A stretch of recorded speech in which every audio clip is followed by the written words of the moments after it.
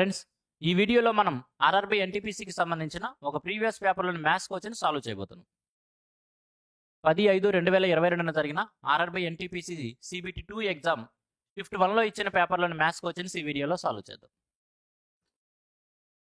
Friends, NTPC question పేపర్లో అన్ని సబ్జెక్టులకి సంబంధించిన క్వశ్చన్స్ కలిపివేసి ఇవ్వడం జరుగుతుంది. మనం మ్యాథ్స్ క్వశ్చన్స్ వరకు సెలెక్ట్ చేసుకొని సాల్వ్ చేస్తున్నాం కాబట్టి క్వశ్చన్ యొక్క నెంబర్స్ ఒకే సిరీస్లో ఉండవు, మీరు గమనించాలి. First question, find the arithmetic mean of 37, 85, 65 and 23.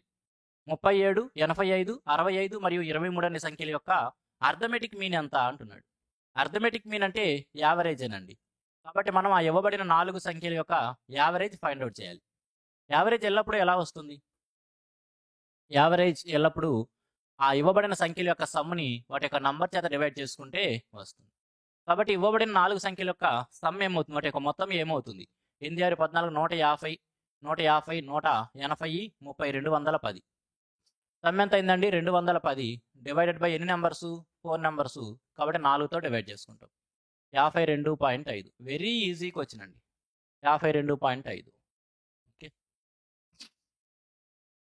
Next one, if 23/3 more then a number is 25/6 then find the number.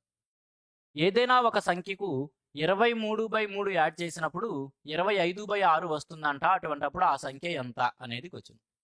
చూడండి, ఏదైనా ఒక సంఖ్య కంటే 23/3 ఎక్కువ అంటే ఆ సంఖ్యకు మనం 23/3 యాడ్ చేస్తే వస్తుంది కదండి. ఏదో ఒక నెంబర్ని 23/3 పెంచినప్పుడు 25/6 రిజల్ట్ వస్తూ ఉన్నట్లయితే ఈ 25/6లో నుంచి 23/3 తీసేస్తే ఆ నెంబర్ మిగులుతుంది కదా. ఒకసారి అర్థం చేసుకోండి, వాడు ఏమంటున్నాడంటే ఏదో ఒక నెంబర్ ఉందండి, ఆ నంబర్ని 23/3 పెంచినప్పుడు లేదా దానికి 23/3 యాడ్ చేసినప్పుడు రిజల్ట్ ఏముంటుంది అంటే 25/6 అంటున్నాడు. 25/6. మనం ఆ నెంబర్ని చెప్పాలంటే ఏం చేయొచ్చండి? ఈ 25/6లో నుంచి ఆ 23/3 తీసేస్తే వస్తుంది కదా. ఈ 2 స్టెప్స్ రాయకుండానే కనీసం మనం అర్థం చేసుకోగలగాలి. కనీసం అర్థం చేసుకోవాలి. ఏదైనా ఒక విలువని కొంత పెంచినప్పుడు మరొక రిజల్ట్ వస్తూ ఉన్నట్లయితే ఆ చివరిగా వస్తున్న రిజల్ట్లో నుంచి మనం ఏదైతే యాడ్ చేసామో తీసేయడం ద్వారా ఒరిజినల్ నెంబర్ వస్తుంది కదా. కాబట్టి డైరెక్ట్గా ఆ నెంబర్ని మనం ఎలా తీసుకోవచ్చు? 25/6లో నుంచి 23/3 తీసేస్తే సరిపోతుంది. 23/3 తీసేస్తే సరిపోతుంది. డినామినేటర్ 6గా తీసుకోవచ్చు. కాబట్టి అదేమో 25 అవుతుంది. ఇది 3 ఉంది కాబట్టి డబల్ చేసుకుంటాం పైన. కాబట్టి 46. 21/6 ఏమవుతుంది? నెగిటివ్ అండి. ఎందుకంటే 25లో నుంచి 46 తీసేస్తున్నప్పుడు నెగిటివ్ వస్తుంది కదా. చిన్న సంఖ్యలో నుంచి పెద్ద సంఖ్య తీసేస్తున్నాం కాబట్టి -21/6. ఇంకా సింప్లిఫై చేసుకుంటే 3తో క్యాన్సిల్ చేస్తే 3 ఏళ్ళు 3 రెళ్ళు కాబట్టి -7/2. -7/2 ఇచ్చిన 4 ఆప్షన్స్లోనూ లేదు. -7/2 కరెక్ట్ ఆన్సర్ అవుతుంది. ఆప్షన్స్ తప్పులండి. ఎగ్జాక్ట్గా కరెక్ట్ ఆన్సర్ అయితే మాత్రం ఇదే అవుతుంది, -7/2. లేదా -21/6 ఇచ్చినా కూడా అది కూడా ఆన్సర్ అవుతుంది. బాగా సింప్లిఫై చేయకుండా -7/2 అనే సింప్లెస్ట్ ఫామ్లోకి మార్చకుండా -21/6 ఇచ్చినా కూడా అదే ఆన్సర్ అవుతుంది. లేదా జనరల్గా మనం రేషియోని లేదా భిన్నాన్ని ఎల్లప్పుడూ కూడా సింప్లెస్ట్ ఫామ్లోకి మార్చి చెబుతూ ఉంటాం కాబట్టి దీన్ని సింప్లిఫై చేస్తే -7/2 ఆన్సర్ అవుతుంది. ఆప్షన్స్లో ఇవ్వలేదు కాబట్టి 4 ఆప్షన్స్ తప్పు. కరెక్ట్ ఆన్సర్ అయితే -7/2. Next one, if 8-digit number 256139A4 is divisible by 11 then find the value of A. అక్కడ ఇవ్వబడిన 8-digit నెంబర్ ఏదైతే ఉందో ఇది 11 చేత డివిజిబుల్ అవుతుందంట. అటువంటప్పుడు ఏ యొక్క విలువ ఎంత అంటున్నాడు. 11 యొక్క డివిజిబిలిటీ రూల్ ఏమిటండి? 11 యొక్క డివిజిబిలిటీ రూల్ ఇచ్చిన నెంబర్లో ఆల్టర్నేటివ్ ప్లేసెస్లో ఏవైతే నెంబర్స్ ఉంటాయో వాటన్నిటి యొక్క సమ్ము, మిగతా ప్లేసెస్ ఏవైతే ఉంటాయో వాటి ప్లేస్లో ఉన్న నంబర్స్ యొక్క సమ్ముల మధ్య డిఫరెన్స్ 0 కానీ లేదా 11 యొక్క మల్టిపుల్ కానీ అయినట్లయితే అటువంటిప్పుడు ఆ నెంబర్ మొత్తం కూడా 11 చేత డివిజిబుల్ అవుతుంది అంటాం. కాబట్టి ఇక్కడ ఆల్టర్నేట్ ప్లేస్లో ఉన్న యొక్క సమ్ తీసుకుంటే 9, 4, 13, 14, 19 అవన్నీ యాడ్ చేసుకుంటే 19 అయిందండి. ఇక మిగిలిన ప్లేసెస్ ఏవైతే ఉన్నాయో వాటి యొక్క సమ్ తీసుకుంటే ఏ అలానే ఉంది, ఉంచుదాం. 3, 6, 3, 9, 2, 11. 11 ప్లస్ ఏ 11 ప్లస్ ఏ. కాబట్టి ఆ 19లో నుంచి 11 ప్లస్ ఏ తీసేస్తే అది ఏమవ్వాలి? 0 అవ్వాలి. అప్పుడు ఆ ఇవ్వబడిన సంఖ్య మొత్తం కూడా 11 చేత డివిజిబుల్ అవుతుంది అని చెప్పొచ్చు. 19లో నుంచి 19 తీసేస్తేనే కదా 0 వచ్చేది. మరి ఇక్కడ 11 ప్లస్ ఏ అనేది 19 అవ్వాలంటే ఏ ఏమవ్వాలండి? 8 కదా. అప్పుడేగా 11 ప్లస్ 8 19 అవుతుంది. 19 నుంచి 19 పోతే 0 అవుతుంది. కాబట్టి ఏ వాల్యూ ఎంత? 8. Option 2. Next one, Shubham secured 345 marks out of 600 in the annual examination. Find the percentage of marks obtained by him in the examination. శుభం అనే వ్యక్తి అంట 600 మార్కులకు 345 మార్కులు పొందాడు. అతని యొక్క మార్కుల శాతం ఎంత అంటున్నాడు. అతను పొందిన మార్కుల శాతం ఎంత? చూడండి, ఈ 345 అనేది టోటల్ మ్యాక్సిమం మార్క్స్ ఏవైతే ఉన్నాయో 600, దాంట్లో ఎంత శాతం అని కనుక్కోవాలి. బేసిక్గా ఎలా రాస్తాం మనం? 345 డివైడెడ్ బై 600 భిన్నంగా ఉంటుంది. ఫ్రాక్షన్ని పర్సంటేజ్లో మార్చడానికి ఇంటూ 100 పెడతాం కదా. అర్థం చేసుకోండి, ఈ స్టెప్ రాయమాకండి. 345 600 ఎంత శాతం కావాలంటే ఇది ఫ్రాక్షన్లో ఉంది కాబట్టి పర్సంటేజ్లో మార్చడానికి ఇంటూ 100 పెడతాం. మనం అర్థం చేసుకున్నట్లయితే ఈ 345 డివైడెడ్ బై 600 ఇంటూ 100 రాసినప్పుడు 100 ఈ 100 కొట్టేస్తామని చెప్పి మనం ఏమాత్రం కొద్దిగా ప్రాక్టీస్ చేస్తున్నట్లయితే, ఎప్పుడైతే మీరు పర్సంటేజ్ని బాగా ప్రాక్టీస్ చేస్తుంటారో అప్పుడు ఖచ్చితంగా మనం ఏం చేయబోతున్నాం అనేది నెక్స్ట్ స్టెప్ని మీరు అజ్యూమ్ చేయగలుగుతారు. ప్రాక్టీస్ లేకపోతే అజ్యూమ్ చేయలేం. ఖచ్చితంగా మనం ప్రాక్టీస్ చేసే ఎగ్జామ్కి వెళ్తాం కాబట్టి మనం అజ్యూమ్ చేయగలం. 345 డివైడెడ్ బై 600 ఇంటూ 100 రాసినప్పుడు జస్ట్ మనకి రిజల్ట్ ఏం మిగులుతుంది? ఈ 345 డివైడెడ్ బై 6 మిగులుతుంది. కాబట్టి ఇచ్చిన 345ని 6తో డివైడ్ చేసుకుంటే మన ఆన్సర్ వచ్చేస్తుంది డైరెక్ట్గా. 6 30 45 కాబట్టి 6 42 30 కాబట్టి 6 57.5 ఆప్షన్ 1. ఈజీ క్వశ్చన్స్ ఉన్నాయండి స్టార్టింగ్లో. By selling a chair for rupees 2858.77, a person gains 27%. Find the cost price of the chair. ఒక వస్తువుని 2858.77కు అమ్మినట్లయితే 27% లాభం ఉంటుందంట. ఆ వస్తువు యొక్క కాస్ట్ ప్రైస్ ఎంత అంటున్నాడు. 27% లాభం ఉంటుంది అంటున్నాడు. లాభాన్నైనా నష్టాన్నైనా మనం దేనిపైన క్యాలిక్యులేట్ చేస్తామంటే కాస్ట్ ప్రైస్ పైన. 27% లాభం వస్తుందంటే కాస్ట్ ప్రైస్ 100% ప్లస్ 27% వస్తుంది. అంటే మొత్తం 127% ఆఫ్ ది కాస్ట్ ప్రైస్ వస్తుంది. ఆ 127% ఆఫ్ ది కాస్ట్ ప్రైస్ దేనికి సమానమైంది అంటే 2858.77కి సమానమైంది. మనమేం ఫైండ్ అవుట్ చేయాలి? Cost price. అది ఎల్లప్పుడు 100% కాబట్టి 100. ఇక్కడ పర్సంటేజ్ రాయడం కొట్టేయడం చేయం కదా. మనం మెయిన్స్కి సంబంధించిన క్వశ్చన్ పేపర్ సాల్వ్ చేస్తున్నామంటే మీరందరూ ఖచ్చితంగా కాన్సెప్ట్స్ తెలుసుకొని ఉంటారు, ప్రాక్టీస్ చేసి ఉంటారు, కాబట్టి మీకు తెలిసి ఉండాలి. అదే మనం బేసిక్ క్లాసెస్ చెప్పుకుంటే అప్పుడు చెప్పుకుంటాం, ఇక్కడ పర్సంటేజ్ రాసి ఇక్కడ పర్సంటేజ్ రాసి 2 కొట్టేయడం ఇవన్నీ. ఈ స్థాయికి వచ్చిన తర్వాత అవన్నీ చెప్పుకోకూడదు. మనము ప్రతి క్లాస్కి ఈ క్లాసు ఎవరిని దృష్టిలో పెట్టుకొని చెబుతున్నాం అనే దాన్ని బట్టి క్లాస్ చెప్పడం జరిగింది. కాబట్టి ఇక్కడ పర్సంటేజ్ మనం కొట్టేస్తాం కాబట్టి మీరు కూడా అర్థం చేసుకోవాలి దాన్ని. ఆప్షన్స్ అన్నీ కూడా కొద్దిగా క్లోజ్గానే ఉన్నాయి కాబట్టి మనం మరీ అప్రాక్సిమేట్గా అంటే ఇక్కడ 130 తీసుకొని అప్రాక్సిమేట్గా వెళ్ళే కంటే జస్ట్ ట్రై చేద్దాం. క్యాన్సిల్ చేసేయండి. 127 అంటే 24 కాబట్టి జస్ట్ 2 టైమ్స్ దాకా వెళ్ళొచ్చు. 2 టైమ్స్ దాకా వెళ్తాం. 254 అంటే 84 అంటే 30 31 318 2 సార్లు దాకా వెళ్ళొచ్చు. 22 చివరిలో 7 ఉంది కాబట్టి 1 రావాలి. చివరిలో 22 చివరిలో 1 రావాలి. ఆప్షన్ 2 అండి. ఓకే, చూడండి ఏం చేశానంటే ఇక్కడ క్యాన్సిలేషన్ ఆపేశాను. జనరల్గా నేను ఏం చూసుకున్నానంటే ఇక్కడ 7 ఉంది, ఇక్కడ 7 ఉంది. యూనిట్ డిజిట్ 7ని ఏం పెట్టి మల్టిపుల్ చేస్తే 7 వచ్చిందంటే 1 పెట్టి. కాబట్టి యూనిట్ డిజిట్ 1 ఉండాలి. కానీ అటువంటి 2 ఆప్షన్స్ ఉన్నాయి కాబట్టి ఈ రెండింటి మధ్యలో ఆన్సర్ ఉంది. ఇప్పుడు 22 21 ఫైండ్ అవుట్ చేయగలిగితే సరిపోతుంది. ఇక్కడేమో 22 ఉంది, ఇక్కడేమో 21. 22 లేదా 21 ఫైండ్ అవుట్ చేయగలిగితే సరిపోతుంది. కాబట్టి ఇది తర్వాత మరలా 2 టైమ్స్ పోతుంది కాబట్టి 22తో ఆపేసాను క్యాల్కులేషన్. ఇంకా మీరు కూడా అదే విధంగా ఆపేసేయచ్చు.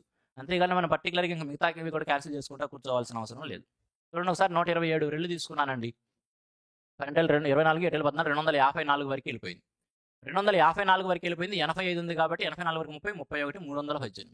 కాబట్టి ఇది 3 సార్లు అయితే వెళ్ళలేం. ఎందుకంటే 318 ఏముంది, 3 సార్లు వెళ్ళంటే 12 36 360 కంటే వెళ్ళిపోతున్నాం. కాబట్టి 2 టైమ్సే వెళ్ళగలం. అయిపోయింది. యూనిట్ డిజిట్ 1 వచ్చేది. ఆప్షన్ 2 ఆన్సర్గా పెడుతున్నాం. క్యాల్కులేషన్ బాగా ప్రాక్టీస్ చేయాలండి. ఎగ్జామ్లో మనకి టైం లాస్ చేసేది క్యాల్కులేషన్లే. వాటిపైన ఎప్పుడైతే మీరు బాగా ప్రాక్టీస్ చేస్తుంటారో ఆ టైం కలిసి వస్తూ ఉంటుంది. Next one. Ram and Rahim together have rupees 1210. If 1/3 of Ram's money is equal to 2/5 of Rahim's amount, then what is the amount that Rahim has? Ram and Rahim together have rupees 1210. Ram మరియు రహీం అనే ఇద్దరు వ్యక్తుల దగ్గర 1210 రూపాయలు ఉన్నాయి. వాళ్ళిద్దరి దగ్గర కలిపి 1210 రూపాయలు ఉన్నాయి. రామ్ వాటాలో 1/3 వంతు, రహీం వాటాలో 2/5 వంతుకు సమానమైనట్లయితే రహీం దగ్గర ఉన్న డబ్బులు ఎంత అనేది వచ్చింది. ఈ మధ్యలో ఇన్ఫర్మేషన్ చూడండి. 1/3 of Ram's money is equal to 2/5 of Rahim's amount. Ram దగ్గర ఉన్న వాటాలో 1/3 వంతు అంటే 1/3 of Ram is equal to 2/5 of Rahim అన్నాడు. 2/5 ఆఫ్ రహీం అన్నాడు. రామ్ని ఆర్తోనూ రహీంని ఆర్హెచ్తోనూ నేను రిప్రజెంట్ చేస్తున్నాను. ఇప్పుడు వీళ్ళిద్దరికి రేషియో తీసుకురాం అనుకోండి. రామ్కి అదేవిధంగా రహీంకి రేషియో తీసుకున్నట్లయితే ఆ 2/5 అక్కడే ఉంటుంది. ఇటేపున 1/3 వెళ్తే ఏమవుతుందండి? 3/1 దట్ ఈజ్ 6:5. అంటే రామ్ మరియు రహీం ఇద్దరి దగ్గర ఉన్న డబ్బుల యొక్క నిష్పత్తి 6:5. వీళ్ళిద్దరి దగ్గర కలిపి 1210 రూపాయలు అన్నాడు. రహీం వాటా ఎంత చెప్పాలి. వీళ్ళిద్దరి దగ్గర కలిపి ఉన్నది 1210. అంటే వీళ్ళిద్దరి దగ్గర కలిపి ఉన్నది ఎంత? 6, 5 2 కలిపితే 11. కాబట్టి 11 యూనిట్ల వాల్యూ 1210 రూపాయలు అయినట్లయితే రహీం వాటా, రహీం అంటే 5 యూనిట్స్ కాబట్టి 5 యూనిట్స్ వాల్యూ తీసుకోవచ్చు. 11 లాగే 11 5లు 55, పక్కన 0 ఉంటుంది కాబట్టి 0 క్యారీ చేద్దాం. 550 రూపాయలు. Option 4. Friends, SSC CGL, CHSL, railway exams, APR Telangana, SI constable or banking exams, ఈ విధంగా అన్ని కాంపిటేటివ్ ఎగ్జామ్స్కి ప్రిపేర్ అవుతున్న స్టూడెంట్స్ కోసం ఒక the best and exclusive complete arithmetic and pure maths combo కోర్సుని నేను ఆఫర్ చేస్తూ ఉన్నాను. ఈ కోర్సులో భాగంగా ఇండియాలో మరెవ్వరూ టీచ్ చేయని విధంగా RS Agarwal quantitative aptitude English medium recent ఎడిషన్ని, అదేవిధంగా Kiran publication SSC mathematics recent ఎడిషన్ని కంప్లీట్గా సాల్వ్ చేసి ఎక్స్ప్లెయిన్ చేయడం జరుగుతుంది. ఫ్రెండ్స్, ఈ కోర్సులో ముందుగా ప్రతి చాప్టర్కి సపరేట్ కాన్సెప్ట్ వీడియోస్ ద్వారా కంప్లీట్ కాన్సెప్ట్ అనేది ఎక్స్ప్లెయిన్ చేయడం జరుగుతుంది. తరువాత RS Agarwal quantitative aptitude recent ఎడిషన్లో ఇచ్చిన ప్రతి ఒక్క ప్రశ్నని కూడా కంప్లీట్ కాన్సెప్చువల్ షార్ట్ కట్స్ ద్వారా సాల్వ్ చేస్తూ ఎక్స్ప్లెయిన్ చేయడం జరుగుతుంది. తరువాత మరికొంత ప్రాక్టీస్ కోసం, అదేవిధంగా ఎగ్జామ్ ఓరియంటెడ్ అప్రోచ్ కోసం Kiran publication SSC mathematics recent edition బుక్లో ఇచ్చిన ప్రతి ఒక్క ప్రశ్నని కూడా కంప్లీట్ కాన్సెప్చువల్ షార్ట్ కట్స్ ద్వారా సాల్వ్ చేస్తూ ఎక్స్ప్లెయిన్ చేయడం జరుగుతుంది. ఫ్రెండ్స్, ఈ ఒక్క కోర్సుకు మాత్రమే ఉన్న ప్రత్యేకతలు ఏమిటి అంటే ప్రతి చాప్టర్కి కూడా సపరేట్ కాన్సెప్ట్ వీడియోస్ ద్వారా కంప్లీట్ కాన్సెప్ట్ని ఎక్స్ప్లెయిన్ చేయడం జరుగుతుంది. అదేవిధంగా 2 పుస్తకాలలో ఇచ్చిన ఈచ్ అండ్ ఎవ్రీ క్వశ్చన్ని కంప్లీట్ కాన్సెప్చువల్ షార్ట్ కట్స్ ద్వారా ఎక్స్ప్లెయిన్ చేస్తాను. మొత్తం మీద 10,000 కంటే ఎక్కువ ప్రశ్నలను ది బెస్ట్ షార్ట్ కట్స్ ద్వారా ఎక్స్ప్లెయిన్ చేయడం జరుగుతుంది. ఈ 2 పుస్తకాలు కూడా రీసెంట్ ఎడిషన్ అండి, మార్కెట్లో దొరుకుతున్న రీసెంట్ అప్డేటెడ్ బుక్స్. కాబట్టి రెండింటిలోనూ మనము అప్డేటెడ్ కంటెంట్నే పొందుతూ ఉన్నాము. క్లాసెస్ మొత్తము కూడా డిజిటల్ బోర్డు మీద ఎక్స్ప్లెయిన్ చేయడం జరుగుతుంది. అదేవిధంగా ఈ 2 పుస్తకాలు కేవలం ఇంగ్లీష్ మీడియంలో మాత్రమే అవైలబుల్లో ఉన్నాయి. తెలుగు మీడియం విద్యార్థుల కోసం ప్రతి ఒక్క ప్రశ్నను తెలుగులోకి ట్రాన్స్లేట్ చేసి తెలుగు క్వశ్చన్స్ కూడా వీడియోలోనే ఎక్స్ప్లెయిన్ చేయడం జరుగుతుంది. అదేవిధంగా పీడిఎఫ్ కూడా అప్లోడ్ చేయడం జరుగుతుంది. అదేవిధంగా ఆర్ఎస్ అగర్వాల్ క్వాంటిటేటివ్ యాప్టిట్యూడ్ బుక్లో మనం ఏం చాప్టర్స్ కవర్ చేస్తామనేది ఇక్కడ మీకు డిస్ప్లే చేయడం జరుగుతుంది. అదేవిధంగా కిరణ్ పబ్లికేషన్ ఎస్ఎస్సి మ్యాథమెటిక్స్ బుక్లో ఏ చాప్టర్స్ కవర్ అవుతాయి అనేది కూడా మీరు ఇక్కడ చూసుకోవచ్చు. కంప్లీట్ సిలబస్ కవర్ చేయడం జరుగుతుందండి. ఏ ఒక్క చాప్టర్ కూడా మిస్ చేయడం అనేది ఉండదు. ఫ్రెండ్స్, ఈ కోర్సులో జాయిన్ అవ్వాలనుకునే స్టూడెంట్స్ ప్లే స్టోర్ నుంచి క్వాంట్ వెబ్సైట్స్ అని మన యొక్క ఛానల్ నేమ్తోనే యాప్ను డౌన్లోడ్ చేసుకోవచ్చు. లేదా యాప్ యొక్క లింకుని ఈ వీడియో డిస్క్రిప్షన్లో కూడా నేను ప్రొవైడ్ చేస్తాను. అక్కడి నుంచి అయినా సరే మీరు యాప్ను డౌన్లోడ్ చేసుకోవచ్చు. ఫ్రెండ్స్, మీరు ఏ కాంపిటేటివ్ ఎగ్జామ్స్కి ప్రిపేర్ అవుతున్నా సరే ఒకే కోర్సుతో the best content and the best కాన్సెప్ట్ని నేర్చుకోవాలనుకుంటే ఈ కోర్సులో తప్పనిసరిగా జాయిన్ అవ్వచ్చు. ఇటువంటి కోర్సు ఇండియాలో మరొకటి లేదు అని నేను తప్పనిసరిగా చెప్పగలను. ఫ్రెండ్స్, మీరు కోర్సు గురించి మరికొంత ఇన్ఫర్మేషన్ తెలుసుకోవాలి అనుకుంటే ఇక్కడ ఇచ్చిన నెంబర్కి ఫోన్ చేసి లేదా వాట్సాప్ చేసి మీకు కావాల్సిన ఇన్ఫర్మేషన్ లేదా మీకున్న డౌట్స్ని క్లారిఫై చేసుకోవచ్చు. Next one, the diagonal of a rectangle is 53 centimeters and its area is 1260 centimeters square. What is the perimeter of the rectangle? ఒక దీర్ఘచతురస్రం యొక్క డయాగ్నల్ 53 సెంటీమీటర్లు, దాని యొక్క వైశాల్యం 1260 సెంటీమీటర్ స్క్వేర్ ఉందంట. దాని యొక్క చుట్టుకొలత ఎంత అంటున్నాడు. ముందుగా మనకు డయాగ్నల్ ఇచ్చాడండి. డయాగ్నల్ 53గా ఇచ్చాడు. డయాగ్నల్ అదేవిధంగా లెంత్ బ్రెడ్త్ వీటి మధ్య రిలేషన్ ఎలా ఉంటుంది, అసలు డయాగ్నల్ మనం ఎలా ఫైండ్ అవుట్ చేస్తామండి? డయాగ్నల్ మనం √L² + B² ద్వారా ఫైండ్ అవుట్ చేస్తాం. వాటి మధ్య ఉన్న రిలేషన్ ఏమిటి అంటే జనరల్గా పైథాగరస్ ప్రకారం D² = L² + B² అనే కదా వాటి మధ్య ఉన్న రిలేషన్. మనకు డయాగ్నల్ ఇచ్చేసాడు 53 సెంటీమీటర్ స్క్వేర్ అని. అంటే మనకి ఏమి ఇచ్చినట్టు L² + B² = 53 స్క్వేర్ అని ఇచ్చేసినట్టే కదా. డయాగ్నల్ ఎప్పుడైతే 53 అవుతుందో డయాగ్నల్కి లెంత్కి బ్రెడ్త్కి ఉన్న రిలేషన్ ఏమిటంటే L² + B² = డయాగ్నల్ స్క్వేర్ కదా. అదే ప్రకారం మనం L² + B² = 53 స్క్వేర్ రాసుకున్నాం. తర్వాత ఏరియా ఇచ్చాడండి. ఏరియా = 1260 ఇచ్చాడు. ఏరియా ఎలా వచ్చి ఉంటుంది? ఏరియా అనేది ఎల్బి కదా. ఎల్బి 1260 ఇచ్చాడు. 1260. ఇక్కడ చూడండి L² + B² ఉంది. ఒకవేళ ఇటువైపు మనం 2 టైమ్స్ ఆఫ్ ఎల్బి తీసుకున్నాం అనుకోండి, 2 టైమ్స్ ఆఫ్ ఎల్బి యాడ్ చేసినట్లయితే ఎందుకు యాడ్ చేస్తున్నామన్నా అంటే మనం ఏం చెప్పాల్సిందండి? పెరిమీటర్. అసలు పెరిమీటర్ ఎలా వస్తుంది? Perimeter twice of L plus B, twice of L plus B. అంటే మనకి లెంత్ బ్రెడ్త్ యొక్క సమ్ము ఎల్ ప్లస్ బి తెలిస్తే దాన్ని డబల్ చేసుకుంటే పెరిమీటర్ వచ్చేసింది. మరి దాన్ని డబల్ చేసుకోవడానికి మనకి ఇక్కడేమో L square plus B square ఉంది, మన దగ్గర ఎల్బి రెండు ఇన్ఫర్మేషన్లు ఉన్నాయి. కాబట్టి L square plus B square plus 2LB రాసుకుంటే ఇది L plus B whole square రూపంలో ఉంటుంది. అంటే మనకి L plus B length breadth యొక్క సమ్ తెలుస్తుంది. దాన్ని డబల్ చేసుకుంటే మనకు కావాల్సిన ఆన్సర్ వస్తుంది. కాబట్టి ఏం చేస్తున్నాము, ఇక్కడ ఇచ్చిన ఎల్ స్క్వేర్ ప్లస్ బి స్క్వేర్కి ట్వైస్ ఆఫ్ ఎల్బి యాడ్ చేస్తున్నాను. ఎప్పుడైతే ట్వైస్ ఆఫ్ ఎల్బి టేప్ యాడ్ చేశానో ఇటు కూడా ఏం చేయాలి, ట్వైస్ ఆఫ్ ఎల్బి యాడ్ చేయాలి. ట్వైస్ ఆఫ్ ఎల్బి ఏమవుతుందండి, ఎల్బి 1260 కాబట్టి దానికి డబుల్ అనమాట. 240 12 252 252 పక్కన 0. ఇప్పుడు దీన్ని ఎలా రాసుకోవచ్చు, L plus B whole square, A plus B whole square రూపంలో రాశారు. ఈజ్ ఈక్వల్ టు దేనికి సమానం అవుతుందండి, 53 యొక్క స్క్వేర్ అనమాట. 50 కంటే 3 పెద్దది కాబట్టి 0 9 28. 28 0 9 ప్లస్ 25 20 25 20 యాడ్ చేసుకుంటే 28 33 53 53 29 53 29. దీని యొక్క స్క్వేర్ రూట్ తీసుకోవాలండి. దీని యొక్క స్క్వేర్ రూట్ తీసుకుంటే సరిపోతుంది. ఎందుకంటే L plus B whole square ఇది కూడా ఏదో ఒక నెంబర్ యొక్క స్క్వేర్. ఏ నెంబర్ యొక్క స్క్వేర్ ఫైండ్ అవుట్ చేయగలిగితే అప్పుడు ఎల్ ప్లస్ బి వచ్చేసి దాన్ని ట్వైస్ చేసుకుంటే మనకు కావాల్సిన పెరిమీటర్ వస్తుంది. 53 29 యొక్క స్క్వేర్ రూట్ ఎలా తీసుకుంటాము, రెండు నెంబర్స్గా డివైడ్ చేసుకుంటే 7 49 కంటే పెద్దది కాబట్టి 7. 9 అనేది 3 దగ్గర వస్తుంది, 7 దగ్గర వచ్చింది. మరి 73 లేదా 77 తెలుసుకోవడానికి ఇది 4900 దగ్గరలో ఉంది కానీ 6400 దగ్గరలో లేదు కదా, కాబట్టి 73 అని ఆన్సర్ చెప్పొచ్చు. లేదు మాకు ఇంకా పర్ఫెక్ట్గా కావాలనుకుంటే 7 తీసుకుంటాం. 7 తర్వాత వచ్చే నెంబర్ ఏమిటి, 8. కాబట్టి 7 8 ఎంత, 56. 56 కంటే 53 చిన్నది కాబట్టి ఈ 73 మరియు 77లో చిన్న నెంబర్ 73ని దీని యొక్క స్క్వేర్ రూట్గా తీసుకుంటాం. ఒకవేళ ఇక్కడ 53 కాకుండా 56 కంటే పెద్ద నెంబరు ఏదైనా ఒక పెద్ద నెంబర్ ఉన్నట్లయితే అప్పుడు 77ని తీసుకునేవాళ్ళు. కాబట్టి దాని యొక్క స్క్వేర్ రూట్ 73 అని తెలుస్తుంది. అంటే 53 29 అనేది 73 యొక్క స్క్వేర్ అనమాట. 73 యొక్క స్క్వేర్. L plus B whole square 73 యొక్క స్క్వేర్ అయినప్పుడు ఎల్ ప్లస్ బి ఏమవుతుందండి, L plus B is equal to 73. మనం చెప్పాల్సింది పెరిమీటరు, పెరిమీటర్ ఎలా వస్తుందంటే twice of L plus B. కాబట్టి ఈ 73ని కూడా మనం ట్వైస్తో మల్టిపుల్ చేసుకుంటే సరిపోతుంది. 146.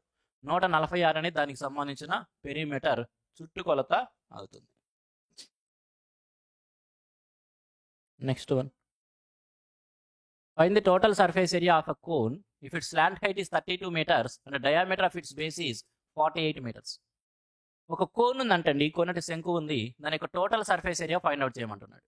టోటల్ సర్ఫేస్ ఏరియాకి ఫార్ములా వాడు ఏదైతే ఫైండ్ అవుట్ చేయమంటున్నాడో దాన్ని చదువుతూనే మనకి ముందు ఫార్ములా గుర్తు రావాలండి. మన ఫార్ములా వాడతామా లేదని తర్వాత సంగతి, ముందు మనకైతే గుర్తుండాలి ఖచ్చితంగా. Total surface area of cone is πr × r+l గా తీసుకుంటూ ఉంటాం. అవైతే మనసులో ఉంచుకోండి, చేత రాయాల్సిన అవసరం లేదు, ఒకసారి గుర్తు చేసుకోండి. దాని యొక్క స్లాంట్ హైట్ 32గా ఇచ్చాడు, డయామీటర్ వచ్చినప్పటికి 48 మీటర్లుగా ఇచ్చాడు. బేసిక్గా మనము 2D లేదా 3D క్వశ్చన్స్ ఇచ్చినప్పుడు, మెన్సరేషన్కి సంబంధించిన క్వశ్చన్స్ ఇచ్చినప్పుడు వాడు ఏదైతే ఫైండ్ అవుట్ చేయమంటున్నాడో దానికోసం మనం యూజ్ చేసే ఫార్ములాలో పై అనేది కనుక ఇన్వాల్వ్ అయినట్లయితే ఖచ్చితంగా ఆన్సర్ అనేది 11 యొక్క మల్టిపులే రావాలి. అటువంటి ఆప్షన్ ఒకటే కనుక ఇచ్చినట్లయితే మనం అది ఆన్సర్గా మార్క్ చేసుకొని క్యాల్కులేషన్ తప్పించుకొని ఆ టైంని సేవ్ చేసుకొని పక్క క్వశ్చన్కి వెళ్ళిపోవచ్చు. కానీ ఇక్కడ ఒకసారి గమనిస్తే ఈ డినామినేటర్లో 7 అనేవి ఉండిపోయినాయి. అంటే ఇక్కడ పైన మనం 22/7గా రాస్తాం కదా, 22/7.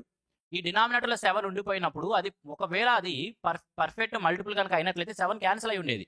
కానీ అలా కాకుండా ఈ విధంగా డినామినేటర్ మిగిలిపోతున్నప్పుడు 11 యొక్క మల్టిపుల్ వెతుక్కోవడం ద్వారా మనకి ఆన్సర్ అనేది కొన్ని సందర్భాల్లో కరెక్ట్ అవ్వచ్చు, కొన్ని సందర్భాల్లో తప్పు అవ్వచ్చు. ఓకే, 100%గా అవ్వదు. ఒకవేళ ఇవి లేకుండా ఈ పక్కన ఏవైతే ఇర్రేషనల్ ఫామ్ ఉందో అది లేకుండా జస్ట్ ఇంటీజర్ ఫామ్ కనుక ఉన్నట్లయితే అప్పుడు ఖచ్చితంగా 11 యొక్క మల్టిపులే మన ఆన్సర్ అవ్వాలి. వెతుక్కొని ఒకటే కనుక అటువంటి ఆప్షన్ ఉంటే ఆన్సర్ మార్క్ చేసుకుని వెళ్ళిపోతాం. కానీ ఎప్పుడైతే ఈ విధంగా డినామినేటర్ 7 ఇచ్చాడో ఒక్కసారి జాగ్రత్త పడండి, ఎందుకంటే కొన్నిసార్లు అవ్వచ్చు, కొన్నిసార్లు అవ్వకపోవచ్చు. ఒకవేళ ఇక్కడ ఇచ్చింది అవ్వని సిచ్యువేషన్ ఇచ్చాడు అనుకోండి, మనం 11 యొక్క మల్టిపుల్ ఆన్సర్గా పెట్టుకెళ్ళిపోతే తప్పు అయ్యే అవకాశం ఉంటుంది. కాబట్టి ముందుగా ఇక్కడ 7 క్యాన్సిల్ అవుతుందా లేదా చూసుకుందాం.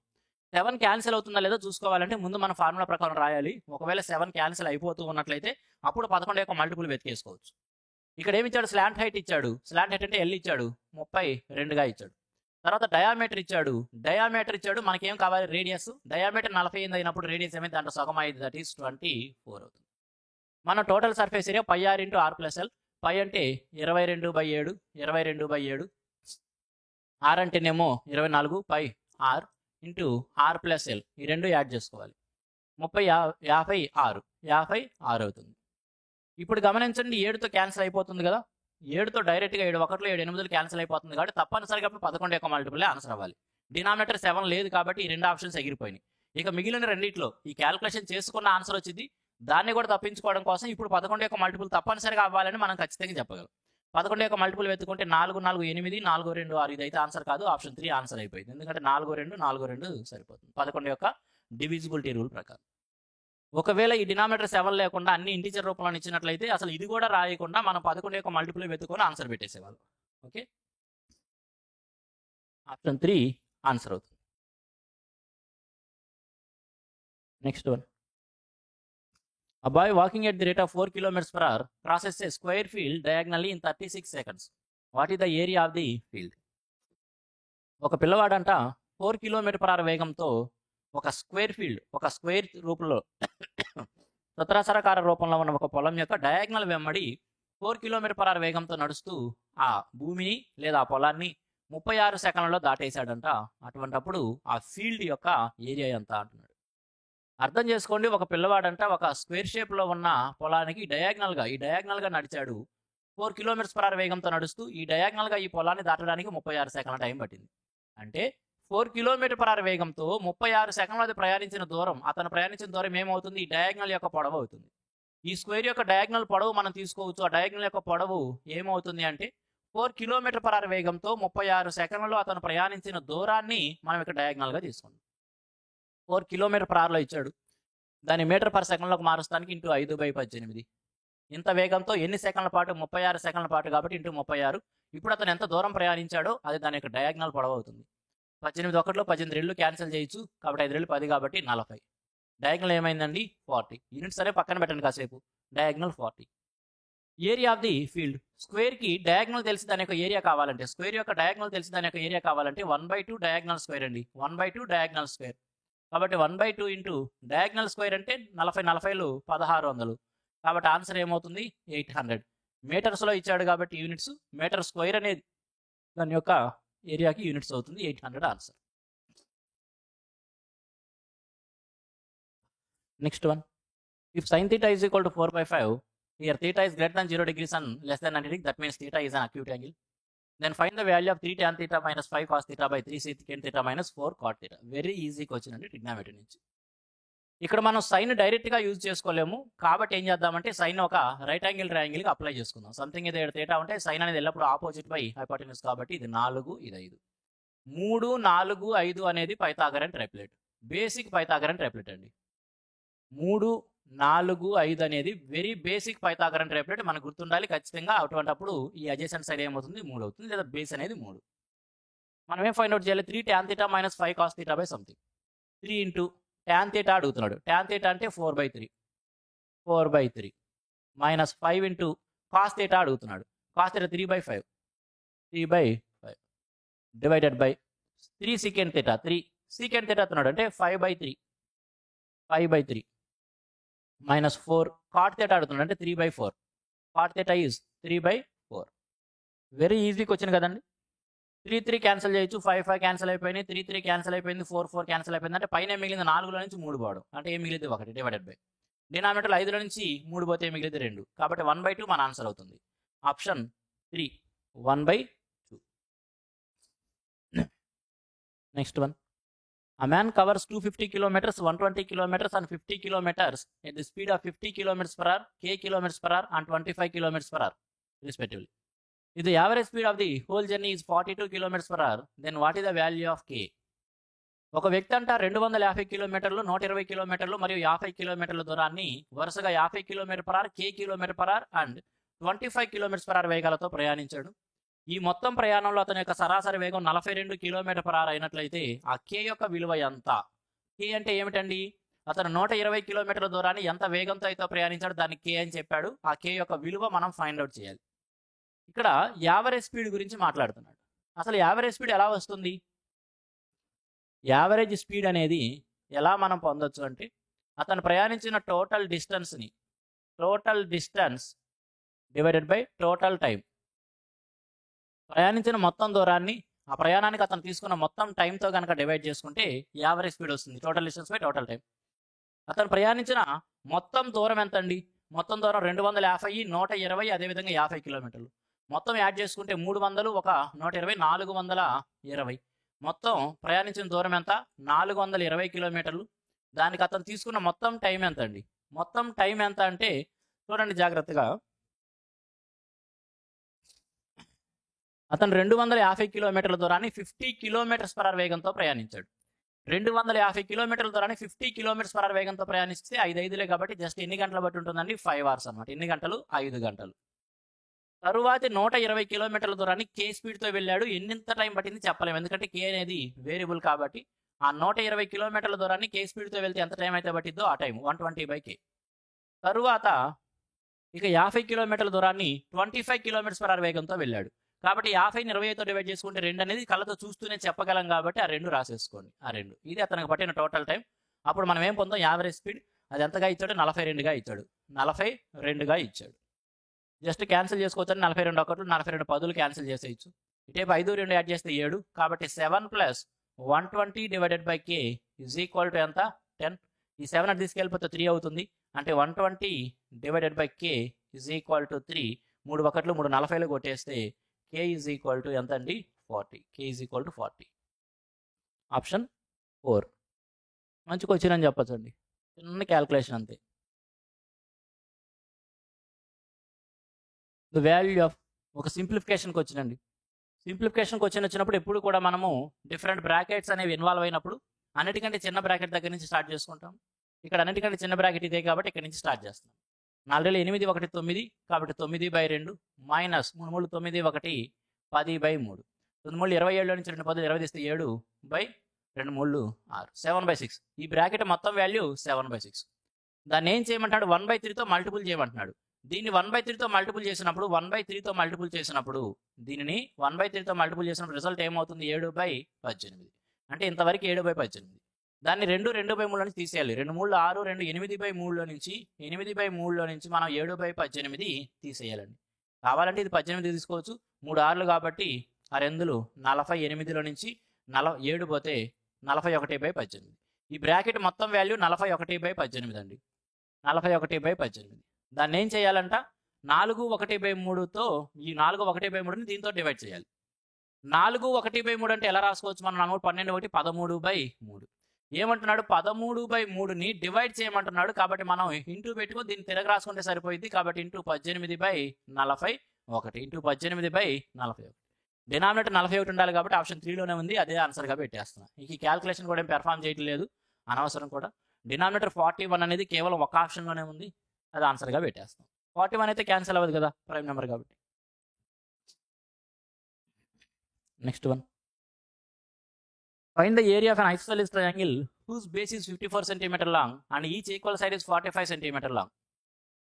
2 సమాన భుజాలు ఒక్కొక్కటి 45 సెంటీమీటర్లు గాను దాని యొక్క భూమి 54 సెంటీమీటర్లు గాను కలిగిన ఒక సమద్విబాహు త్రిభుజం యొక్క వైశాల్యం ఎంత అంటున్నాడు. ఇక్కడ ఈక్వల్ సైడ్ 45గా ఇచ్చాడు కాబట్టి దాన్ని జస్ట్ ఏగా తీసుకుంటాం. బేసిక్గా మనం అర్థం చేసుకుంటే సరిపోతుంది, మీరు రాయాల్సిన అవసరం లేదు. A is equal to 45. Other side ఏదైతే ఉందో దాన్ని బీగా అనుకుంటే అది ఎంత ఇచ్చాడండి? 54గా ఇచ్చాడు. ఐసోసెలిస్ ట్రయాంగిల్ యొక్క ఏరియాకి ఫార్ములా ఏమిటి? ఐసోసెలిస్ ట్రయాంగిల్ యొక్క ఏరియాకి formula b/4 √4a² minus b². b/2 b/4 √4a² minus b². ఇక్కడ ఇచ్చింది ఒకవేళ ఇచ్చిన నెంబర్స్ ఏవైతే ఉన్నాయో 45 54 ఇవ్వబడిన నెంబర్స్ ఒకవేళ ఒక పైథాగోరియన్ ట్రైప్లెట్ని కనుక సాటిస్ఫై చేస్తూ ఉన్నట్లయితే అప్పుడు ఇవ్వబడిన ఐసోసెలిస్ ట్రయాంగిల్ ఒక రైట్ యాంగిల్ ఐసోసెలిస్ ట్రయాంగిల్ లంబకోణ సమద్విబాహు త్రిభుజం అయి ఉండేది. అటువంటి అప్పుడు వెరీ ఈజీగా 1/20 బేస్ ఇంటూ హైట్ రాసుకుంటే సరిపోతుంది. ఓకే, కానీ ఇక్కడ ఇచ్చింది అయితే కనుక ఒక పైథాగోరియన్ ట్రైప్లెట్ని సాటిస్ఫై చేయట్లేదు కదా, ఎందుకంటే 9 5 9 6 9 5 9 6 5 6 ఏ పైథాగోరియన్ ట్రైప్లెట్ని ఫామ్ చేయదు. కాబట్టి ఇది బేసిక్గా చేయాల్సింది. అది కూడా చెక్ చేసుకోండి. చాలా సందర్భాల్లో ఐసోసెలిస్ ట్రయాంగిల్ ఇచ్చిన చాలా సందర్భాల్లో రైట్ యాంగిల్ ఐసోసెలిస్ ట్రయాంగిల్ ఇస్తుంటాడు. కానీ అది మనకి డైరెక్ట్గా చెప్పకుండా నెంబర్స్ ఇచ్చినప్పుడు ఆ నెంబర్స్ అనేవి పైథాగోరియన్ ట్రైప్లెట్ని సాటిస్ఫై చేస్తూ ఉన్నట్లయితే అది ఒక రైట్ యాంగిల్ ఐసోసెలిస్ ట్రయాంగిల్గా తీసుకోవచ్చు. కానీ ఇక్కడైతే కనుక అది రైట్ యాంగిల్ అయితే కాదు. కాబట్టి బేసిక్ ఫార్ములా ద్వారా b/4 √4a² మైనస్ b² ద్వారా తీసుకోవచ్చు. ఒకవేళ రైట్ యాంగిల్ ఐసోసెలిస్ ట్రయాంగిల్ అయినట్లయితే 1/20 బేస్ ఇంటూ హైట్ ఇంకా ఈజీగా ఉండేది క్వశ్చన్. బి అంటే అదర్ సైడ్ అండి. అదర్ సైడ్ ఎంత ఇచ్చాడు? 54. కాబట్టి 54/4. ఇక్కడ కూడా మనం ఏం చేద్దామంటే ఈ 54/4 √4a² ఇంత పెద్దవి చేయకుండా ఏం చేద్దాం? 45, 54 అనే నెంబర్స్ ఇచ్చాడు కదా, వీటి నుంచి 9 కామన్ తీసేసి ఎలా చూద్దామంటే 9 5లు 9 6లుగా చూద్దాం. రెండింటి నుంచి కూడా 9 రెట్లు తగ్గించుకుంటున్నాను. చివరిగా వచ్చిన ఆన్సర్ని మనం 81తో మల్టిపుల్ చేసుకోవాలి. ఎందుకంటే సైడ్స్ అనేవి 9గా ఉంటే ఏరియా రేషియో 9 యొక్క స్క్వేర్ దట్ ఈస్ 81 టైమ్స్ ఉంటుంది. నేను ఇప్పుడు 9 రెట్లు తగ్గించేసుకొని 5 మరియు 6 పైన పెర్ఫామ్ చేస్తాను. ఎందుకంటే 45 స్క్వేర్ చేసుకోవడం, దాంట్లో నుంచి 54 యొక్క స్క్వేర్ తీసేయడం, అలా చేయడం కంటే కూడా ఇది ఇంకా ఈజీగా ఉంటుంది. కాబట్టి జస్ట్ ఇప్పుడు నేను ఏనేమో 5 గాను బీని 6 గాను తీసేసుకుంటాను. కాబట్టి ఎప్పుడైతే నేను బీ 6 అనుకున్నానో అటువంటిప్పుడు 6/4 అవుతుంది. అండర్ 4 ఏ స్క్వేర్ అంటే 5 5 25, 4 ఎంత 100, 100లో నుంచి 36 పోతే 64, దాని బదులు ఇక్కడ ఏం రాసుకోవచ్చు మనం 8 రాసుకోవచ్చు. ఇప్పుడు ఇది ఏరియా, కానీ మనం ఏం చేయాలి 81 టైమ్స్ చేయాలి. కాబట్టి ఏరియాని ఇప్పుడు మనం ఏం చేయాలి 9 టైమ్స్ తగ్గించుకున్నాం కాబట్టి ఏరియా దాని యొక్క స్క్వేర్ 81 టైమ్స్ చేసుకోవాలి. జస్ట్ ఈ ఒక్క క్యాలిక్యులేషన్ ద్వారా ఆన్సర్ వచ్చేసింది. చూడండి, క్యాలిక్యులేషన్ మనం మినిమైజ్ చేసుకున్నాం. 4 1లో 4 రెళ్ళు, 6 రెళ్ళు 12 × 81 అనమాట. ఓకే, 12 8 96, 960, ఒక 12 972, 972 మనకు కావాల్సిన ఆన్సర్ అవుతుంది. ఆప్షన్ 3. క్యాలిక్యులేషన్ చాలా తగ్గించుకున్నాం చూడండి.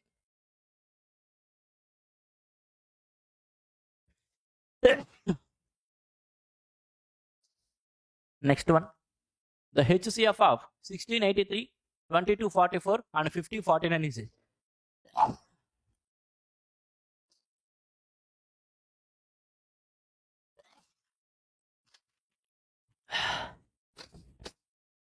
సారీ ఫర్ డిస్టర్బెన్స్ అండి.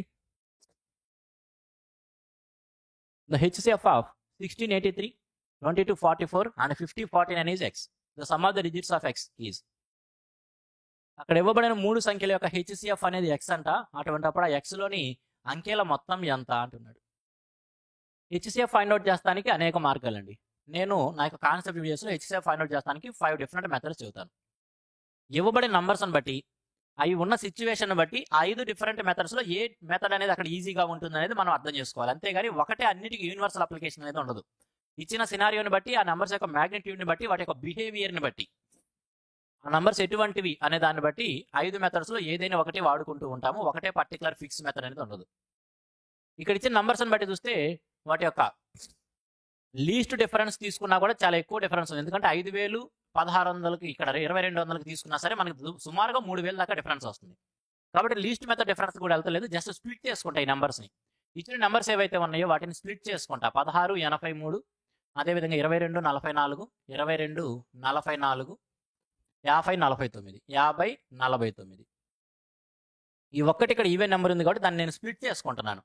ఓకే, దీన్ని 4 5 20, 24 × 4 6, 4 1, 561, 4 × 561. ఇప్పుడు ఈ రెండు నెంబర్స్ 561 కనుక డైరెక్ట్ మల్టిపుల్స్ అయితే ఈ 561 మనకు కావాల్సిన HCF అయిపోయింది.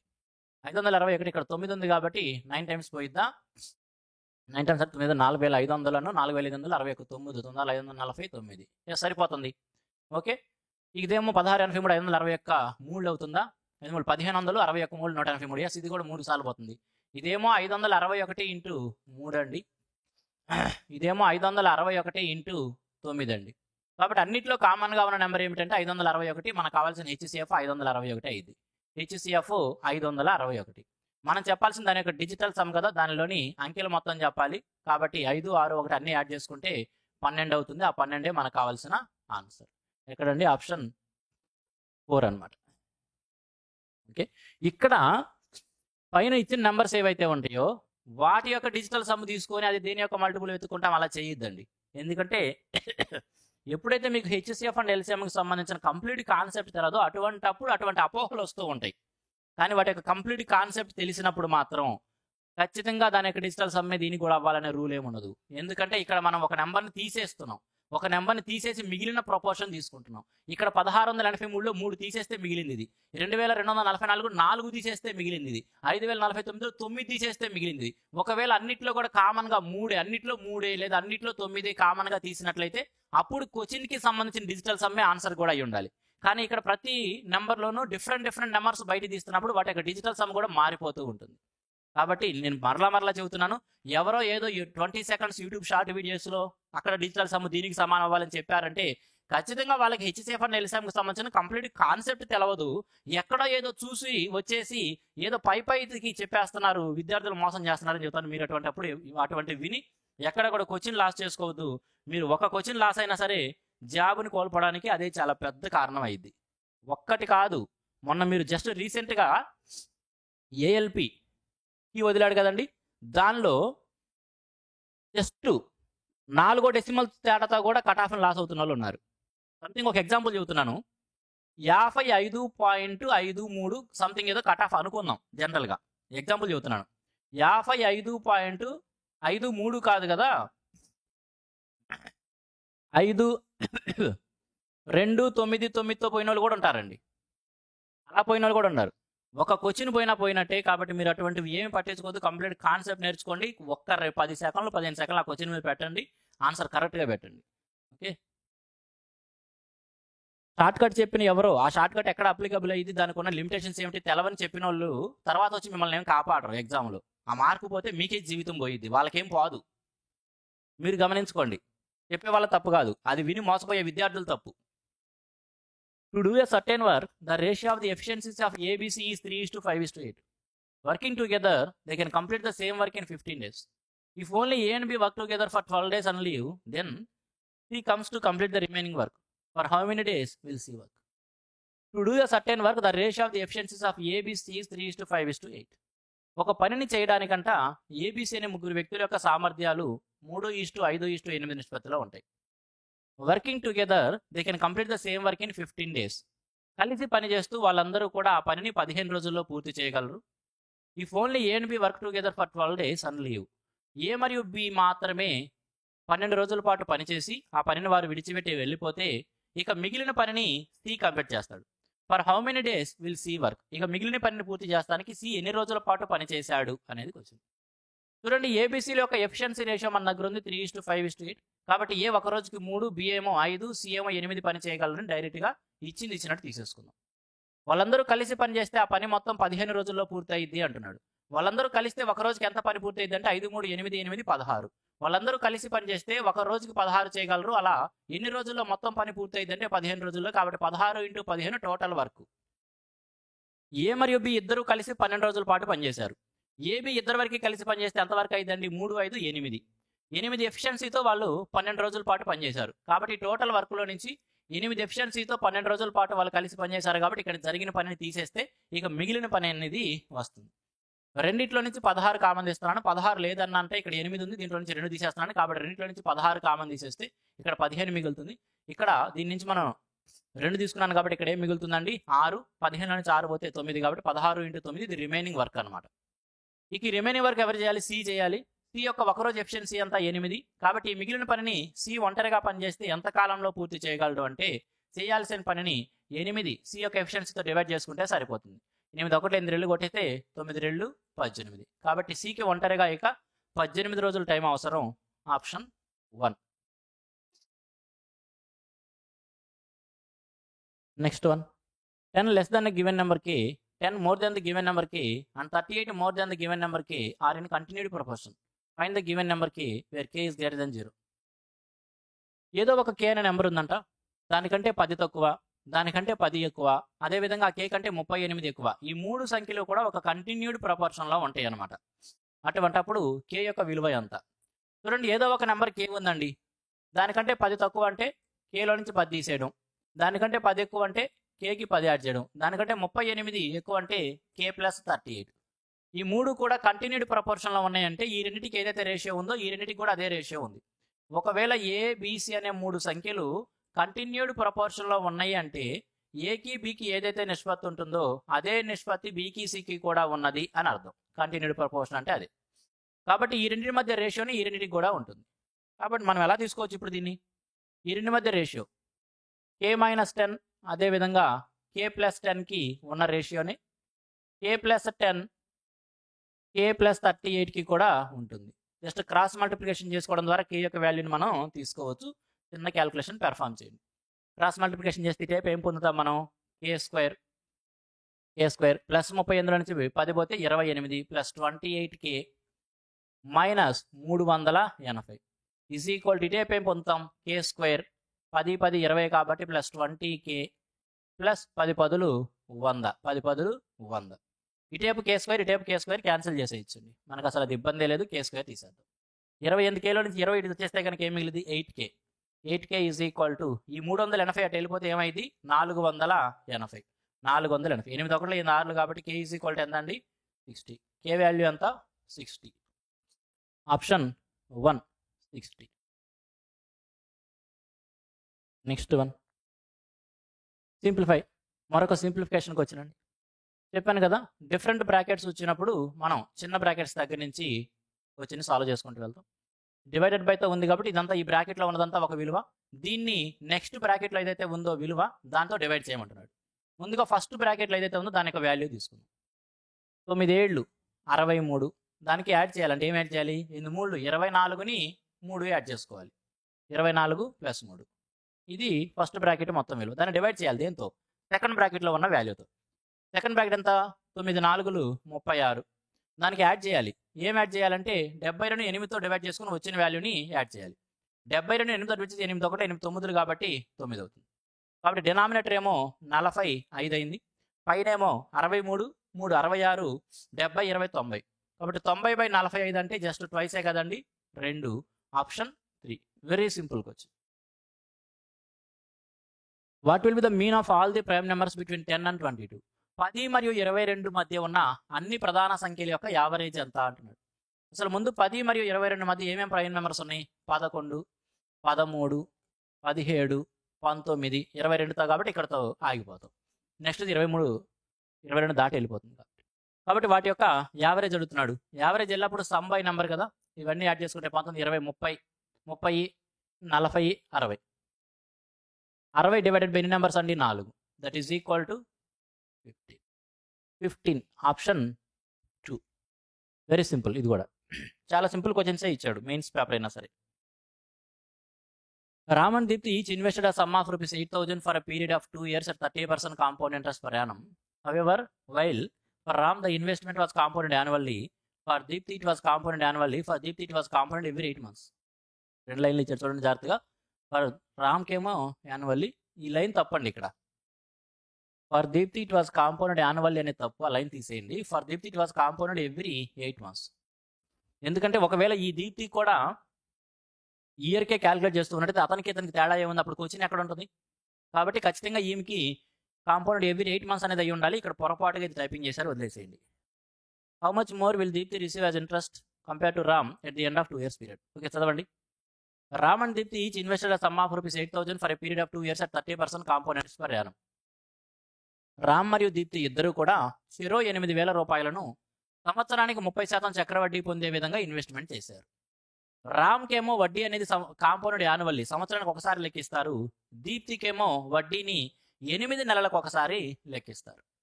How much more will Deepti receive as interest compare to Ram at the end of 2 year period? 2 సంవత్సరాల చివరికి రామ్ కంటే దీప్తి ఎంత అధిక వడ్డీని పొందుతుంది అనేది వచ్చింది. చూడండి, సంవత్సరానికి 30% చొప్పున రామ్ ఏమో సంవత్సరానికి ఒకసారి లెక్కిస్తూ 2 సంవత్సరాల పాటు ఇన్వెస్ట్మెంట్ చేశాడు. కాబట్టి 30% చొప్పున 2 yearsకి ఎఫెక్టివ్ రేట్ ఎంత అండి? 2 yearsకి ఎఫెక్టివ్ రేట్ వచ్చినప్పటికీ 69% అయింది. 69%. 30 + 30 + 30 × 30/100 69%. మరి దీప్తికి వచ్చేటప్పటికి 8 నెలలకు ఒకసారి లెక్కిస్తున్నారు. సంవత్సరానికి 30% అనేది సంవత్సరానికి 30% కాస్త 8 నెలలకి ఎంత అవుతుంది? 8 నెలలు అనేది సంవత్సరంలో 2/3 వంతు ఉన్నాయి కాబట్టి రేటును కూడా 2/3 వంతు చేసుకుంటే మనకు అర్థమైపోతుంది 20% అనమాట. 20% చొప్పున 20% చొప్పున 3 సైకిల్స్లో 3 సైకిల్స్. ఇక్కడ ఇయర్స్ అంటే ఇక్కడ చూడండి 2 సంవత్సరాల కాలంలో ఎన్ని 8 నెలలు ఉన్నాయంటే 3 8 నెలలు ఉంటాయి. 2 సంవత్సరాలు అంటే 24 నెలలు. 8 నెలల చొప్పున 8 3 24 కాబట్టి 3 సైకిల్స్ ఉంటాయి. కాబట్టి 20% చొప్పున 3 సైకిల్స్కి ఎఫెక్టివ్ రేట్ ఏమవుతుంది? 20% చొప్పున 3 సైకిల్స్కి effective rate 72.8. 72.8.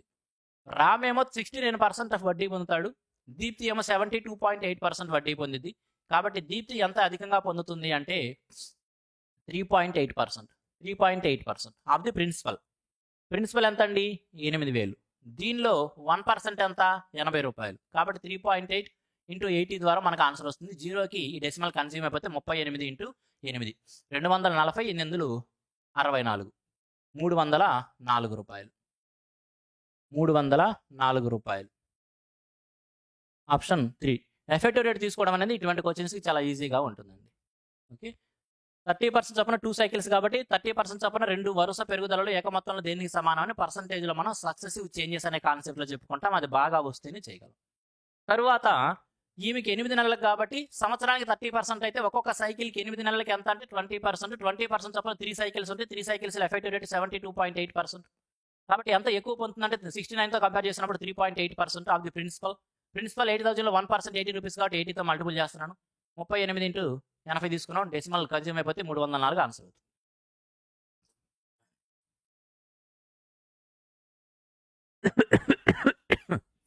The value of మరొక సింప్లిఫికేషన్కి వచ్చినండి. చూడండి 12 మైనస్ ఈ బ్రాకెట్ మొత్తం వాల్యూని 8తో డివైడ్ చేసుకోవాలి. 3లో నుంచి 5 పోతే -2 ఇంటూ 4 అంటే -8 -8ని 8తో డివైడ్ చేస్తే -1 మైనస్ ఏమైంది ప్లస్ అయింది ప్లస్ 1 తర్వాత -8 ఉంది ప్లస్ సంథింగ్ ఏదో ఉంది -8 ప్లస్ ఈ బ్రాకెట్లో చూడండి 6ని డివైడ్ చేయాలి దేంతో 12 రెళ్ళతో 6ని 12 రెళ్ళు 24తో డివైడ్ చేస్తే ఏమొచ్చిందండి 1/4 అనమాట 1/4 ప్లస్ 1/4 అలానే ఉంచుతాను. డెసిమల్ ఏం రాయట్లేదు అలా ఉంచేస్తున్నాను. డివైడెడ్ బై డినామినేటర్లో ఏముందో చూడండి. ఇక్కడ మైనస్ ఉంది కాబట్టి అదొక సపరేట్ టర్మ్, ఇదంతా ఒక term. 9 into 15 divided by something అంటున్నాడు. అంటే 9 ఇంటూ 15 డివైడెడ్ బై బ్రాకెట్లో ఏముంది 12 10 120 15 1లో 15 8 కాబట్టి 9/8. దీని మొత్తం వాల్యూ 9/8. దాని నుంచి తీసేయాలి. ఏం తీసేయాలి? తర్వాత బ్రాకెట్ వాల్యూ చూడండి. 12ని 6 రెళ్ళు 12తో డివైడ్ చేయమన్నాడు. 12ని డివైడ్ చేయాలి దేంతో 6 రెళ్ళు 12తో ఏమొచ్చింది 1 వచ్చింది కాబట్టి -1. ఇప్పుడు జాగ్రత్తగా గమనించండి. 12 1 13లో నుంచి 8 పోతే 5 ప్లస్ 1/4 5 4 20 21/4 పైనేమో 21/4 ఉంది. ఇక్కడ 9/8 -1 అంటే 1/8 1 ఇక్కడ ఉంటుంది 8 పైకి వెళ్తుంది కాబట్టి 8. సింప్లిఫై చేసి రాస్తాను. భిన్నాల పైన మ్యాథమెటికల్ ఆపరేషన్స్ అందరికి వచ్చి తీరాలి. 4 1 4 రెళ్ళు కొట్టేసి 21 రెళ్ళు అంతా 42. కాబట్టి ఇవ్వబడిన క్వశ్చన్ ఏదైతే ఉందో ఆ ఎక్స్ప్రెషన్ సింప్లిఫై చేస్తే 42 అనేది ఆన్సర్ అవుతుంది. Next one. Ravish has read 4/5 of a book while Soma has read only 8 of the book she is reading. Both, however, have another 120 pages of their respective books remaining to be read. What fraction of the number of pages read by Ravish has been read by Soma? Ravish has read 4/5 of a book while Soma has read only 5/8 of the book she is reading. Ravish అనే వ్యక్తి ఒక పుస్తకాన్ని చదువుతున్నాడు. అతను ఆ పుస్తకంలో 4/5 వంతుని చదివేశాడు. సోమ అనే వ్యక్తి మరొక పుస్తకాన్ని చదువుతుంది. ఆమె ఆ పుస్తకంలో 5/8 వంతుని చదివేసింది. ఇంకా ఇద్దరు కూడా వారి పుస్తకాల్లో 120 పేజీలు చదవాల్సి ఉంది. What fraction of number of pages read by Ravish has been read by Soma? మరి రావిష్ చదివిన పేజీల యొక్క సంఖ్యలో ఎన్నో వంతుని సోమ చదివేసింది అంటున్నాడు. వెరీ ఈజీగా చెప్పొచ్చండి. చూడండి, ముందుగా రావిష్ గురించి మాట్లాడుకుంటే రావిష్ 4/5 వంతు చదివేశాడు. ఇక మిగిలినవెన్ని అన్నాడు 120. మిగిలినవెన్ని 120. ఇక్కడ గమనించండి, మొత్తం 5లో 4 వంతు చదివేస్తే ఇక మిగిలిందంతా 1 యూనిట్. ఆ 1 యూనిట్ వాల్యూ ఎంత ఇచ్చాడు? ఆ 1 యూనిట్ వాల్యూ 120గా ఇచ్చాడు. కాబట్టి అతను చదివేసింది ఎంత? 4 యూనిట్లు ఏమని చెప్పచ్చు? 480 పేజీలు చదివేశాడు. రావిష్ చదివేసింది అవి. ఇప్పుడు సోమ గురించి మాట్లాడితే సోమ ఆమె చదువుతున్న పుస్తకంలో 5/8 వంతు చదివేసింది. ఇంకా ఈమె కూడా చదవాల్సింది ఎంత ఉంది? 120 పేజీలే ఉంది. 8లో 5 చదివేస్తే ఇంకా మిగిలిన ఎంత? 3. ఆ 3 కూడా దేనికి సమానం అని ఇచ్చాడు? 120కి సమానం అని ఇచ్చినప్పుడు ఆమె చదివేసినవి కూడా ఏమవుతుంది? 3 4 లాగే 5 4లు దట్ ఈస్ 200 పేజెస్ ఆమె చదివింది. 200 పేజెస్ చదివింది. రావిష్ చదివిన పేజెస్లో సోమ చదివిన పేజీల వంతు ఎంత అంటున్నాడు. సోమ చదివింది ఎంత? 200. అవుట్ ఆఫ్ రావిష్ చదివింది ఎంత? 480. కాబట్టి ఆ 200 480లో ఎన్నో వంతో మనం చెప్పాలి. జస్ట్ 0 కొట్టేయచ్చు. 4తో క్యాన్సిల్ చేస్తే 4 5లు 4 12. కాబట్టి 5/12 వంతు చదివింది ఆమె. 5/12 వంతు. Option 1.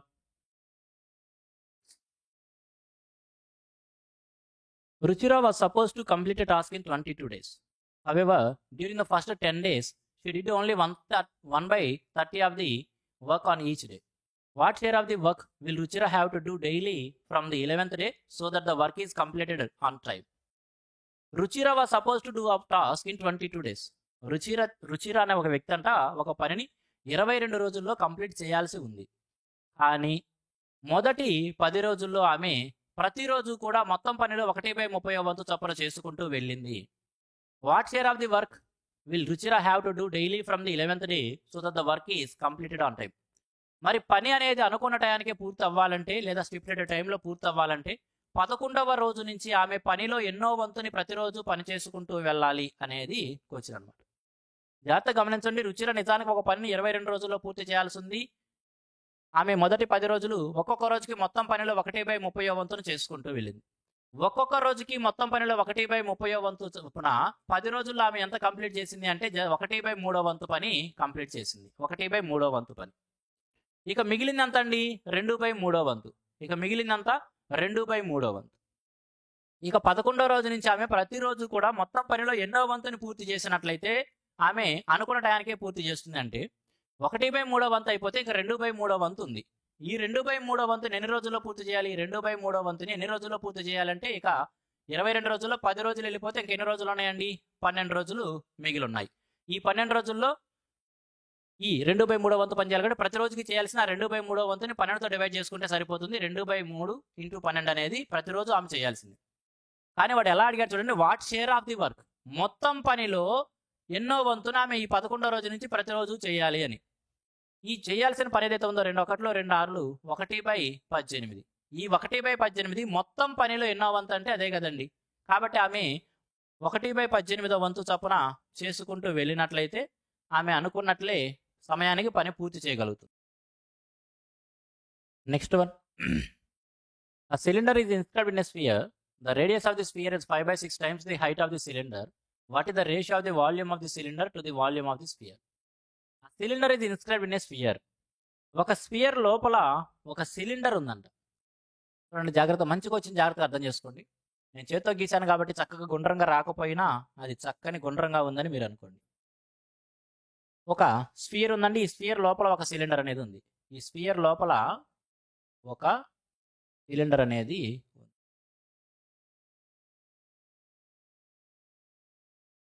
The radius of the spear is 5/6 times the height of the cylinder.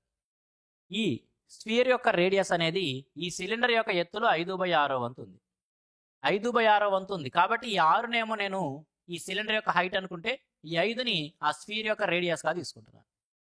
Cylinder యొక్క ఎత్తు అంటే దాని యొక్క టాప్ ఫేస్ యొక్క మిడ్ పొజిషన్ నుంచి బాటమ్ ఫేస్ యొక్క మిడ్ పొజిషన్కి ఒక పర్పెండిక్యులర్ లైన్ గీస్తే అది దాని యొక్క ఎత్తు అవుతుంది. అదేవిధంగా ఈ సిలిండర్ యొక్క మిడ్ పాయింట్, హైట్లో మిడ్ పాయింట్ అనేది ఈ స్ఫియర్ మొత్తానికి కూడా సెంటర్ అవుతుంది. ఏదైనా ఒక సర్కిల్లో సెంటర్ నుంచి దాని యొక్క సర్కంఫరెన్స్ పై గీచింది దాని యొక్క రేడియస్ అవుతుంది కదా. కాబట్టి ఈ స్ఫియర్కి సంబంధించిన రేడియస్ ఏమో 5. అదేవిధంగా దాని యొక్క హైట్ 6 అన్నాడు కాబట్టి హైట్ 6 అంటే ఇక్కడ 2 సమాన భాగాలు చేశాం కాబట్టి ఇది 3, ఇది 3గా డివైడ్ అవుతుంది. ఇక్కడ ఒక రైట్ యాంగిల్ ట్రయాంగిల్ ఫామ్ అవుతుంది. 3 4 5 అనేది పైథాగరన్ ట్రైప్లెట్ కాబట్టి ఏమవుతుంది? అది 4 అవుతుంది. అంటే స్ఫియర్ యొక్క రేడియస్ ఏమో 5, సిలిండర్ యొక్క రేడియస్ ఏమో 4 అవుతుంది. ఇప్పుడు what is the ratio of the volume of the cylinder to the volume of the sphere?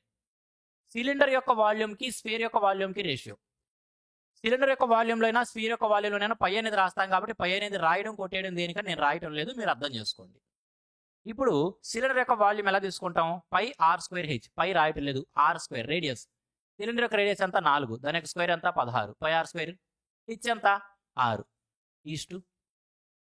తర్వాత స్ఫియర్ యొక్క వాల్యూమ్ 4/3, పై రాయటం లేదు ఎందుకంటే ఇటే పై రాసి కొట్టేస్తాను కాబట్టి r³ అండి.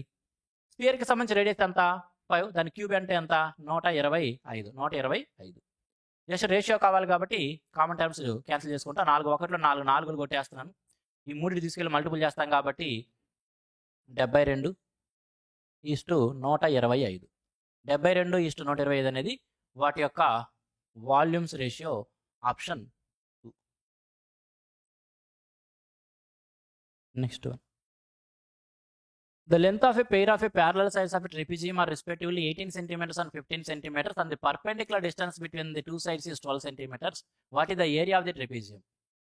The length of the pair of parallel sides of a trapezium are, ఒక ట్రెపీజియంలో రెండు ఎదురెదురుగా ఉండే సమాంతర భుజాల యొక్క పొడవులు 18 మరియు 15గా ఉన్నాయి. వాటి మధ్యలో పర్పెండిక్యులర్ డిస్టెన్స్ లంబ దూరం 12 సెంటీమీటర్లుగా ఉంది. దాని యొక్క ఏరియా. ట్రెపీజియం యొక్క ఏరియా ఎలా వస్తుందండి? మనందరూ తెలిసిందే 1/2 into some of the parallel sides, అంటే 18, 15 యాడ్ చేసుకోవాలి. Some of the parallel sides into distance between them, అంటే మధ్య డిస్టెన్స్ ఎంత? 12. ఈ రెండు డైరెక్ట్గా యాడ్ చేసుకోండి. నేను డైరెక్ట్గా రాసేస్తే ఆ నెంబర్ ఎక్కడి నుంచి వచ్చేసింది, ఇప్పుడు ఆ 33 ఎక్కడి నుంచి వచ్చిందని మీరు కన్ఫ్యూజ్ అవుతారు కాబట్టి నేను రాయలేదు అంతే. కానీ మీరు ఎగ్జామ్లో డైరెక్ట్గా రాసుకోవాలి. 1/2 into some of the parallel sides, ఆ రెండు యాడ్ చేసుకుంటే ఏమైందండి? 33 ఇంటూ 12. 2 1 2 6 కొట్టేస్తే 180, 1 18, 198. 198 ఆన్సర్ అవుతుంది. Option 3.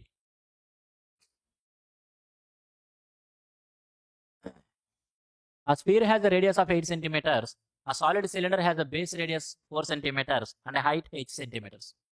If the total surface area of the cylinder is half the total surface area of the sphere, then find the height of the cylinder.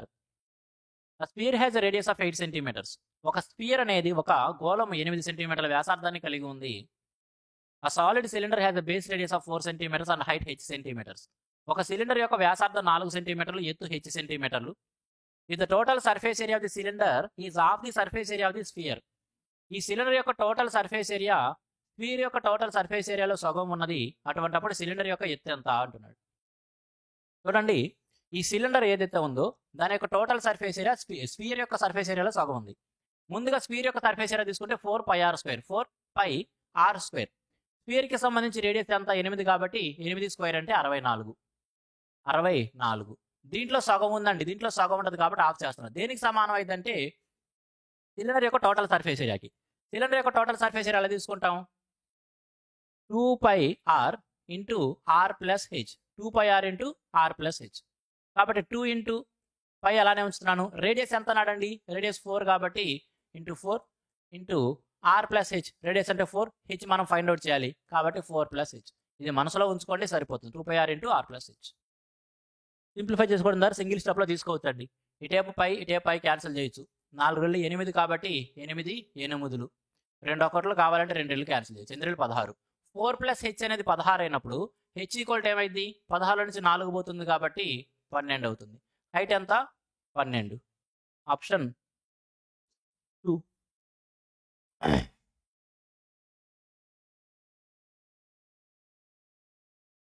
ABC can complete a work in 12, 16 and 24 days respectively. B and C worked together for 4 days. Then C left the work and A replaced him. In how many days will the remaining work be completed? ABC ముగ్గురు కూడా ఒక పనిని వరుసగా 12, 16 మరియు 24 రోజుల్లో చేయగలరు. B మరియు C ఇద్దరు కలిసి 4 రోజులు పని చేసిన తర్వాత C పని నుంచి వెళ్ళిపోయి C ప్లేస్లో A అనేవాడు పనిలో చేరాడు. ఇక మిగిలిన పనిని ఎంత కాలంలో పూర్తి చేస్తారు అంటున్నాడు. ఇక్కడ ఏబీసీ ముగ్గురు 12, 16 మరియు 24 రోజుల్లో చేయగలరు కాబట్టి 12, 16, 24 అనేది ఒక కామన్ మల్టిపుల్ మనం టోటల్ వర్క్గా తీసుకుంటాం.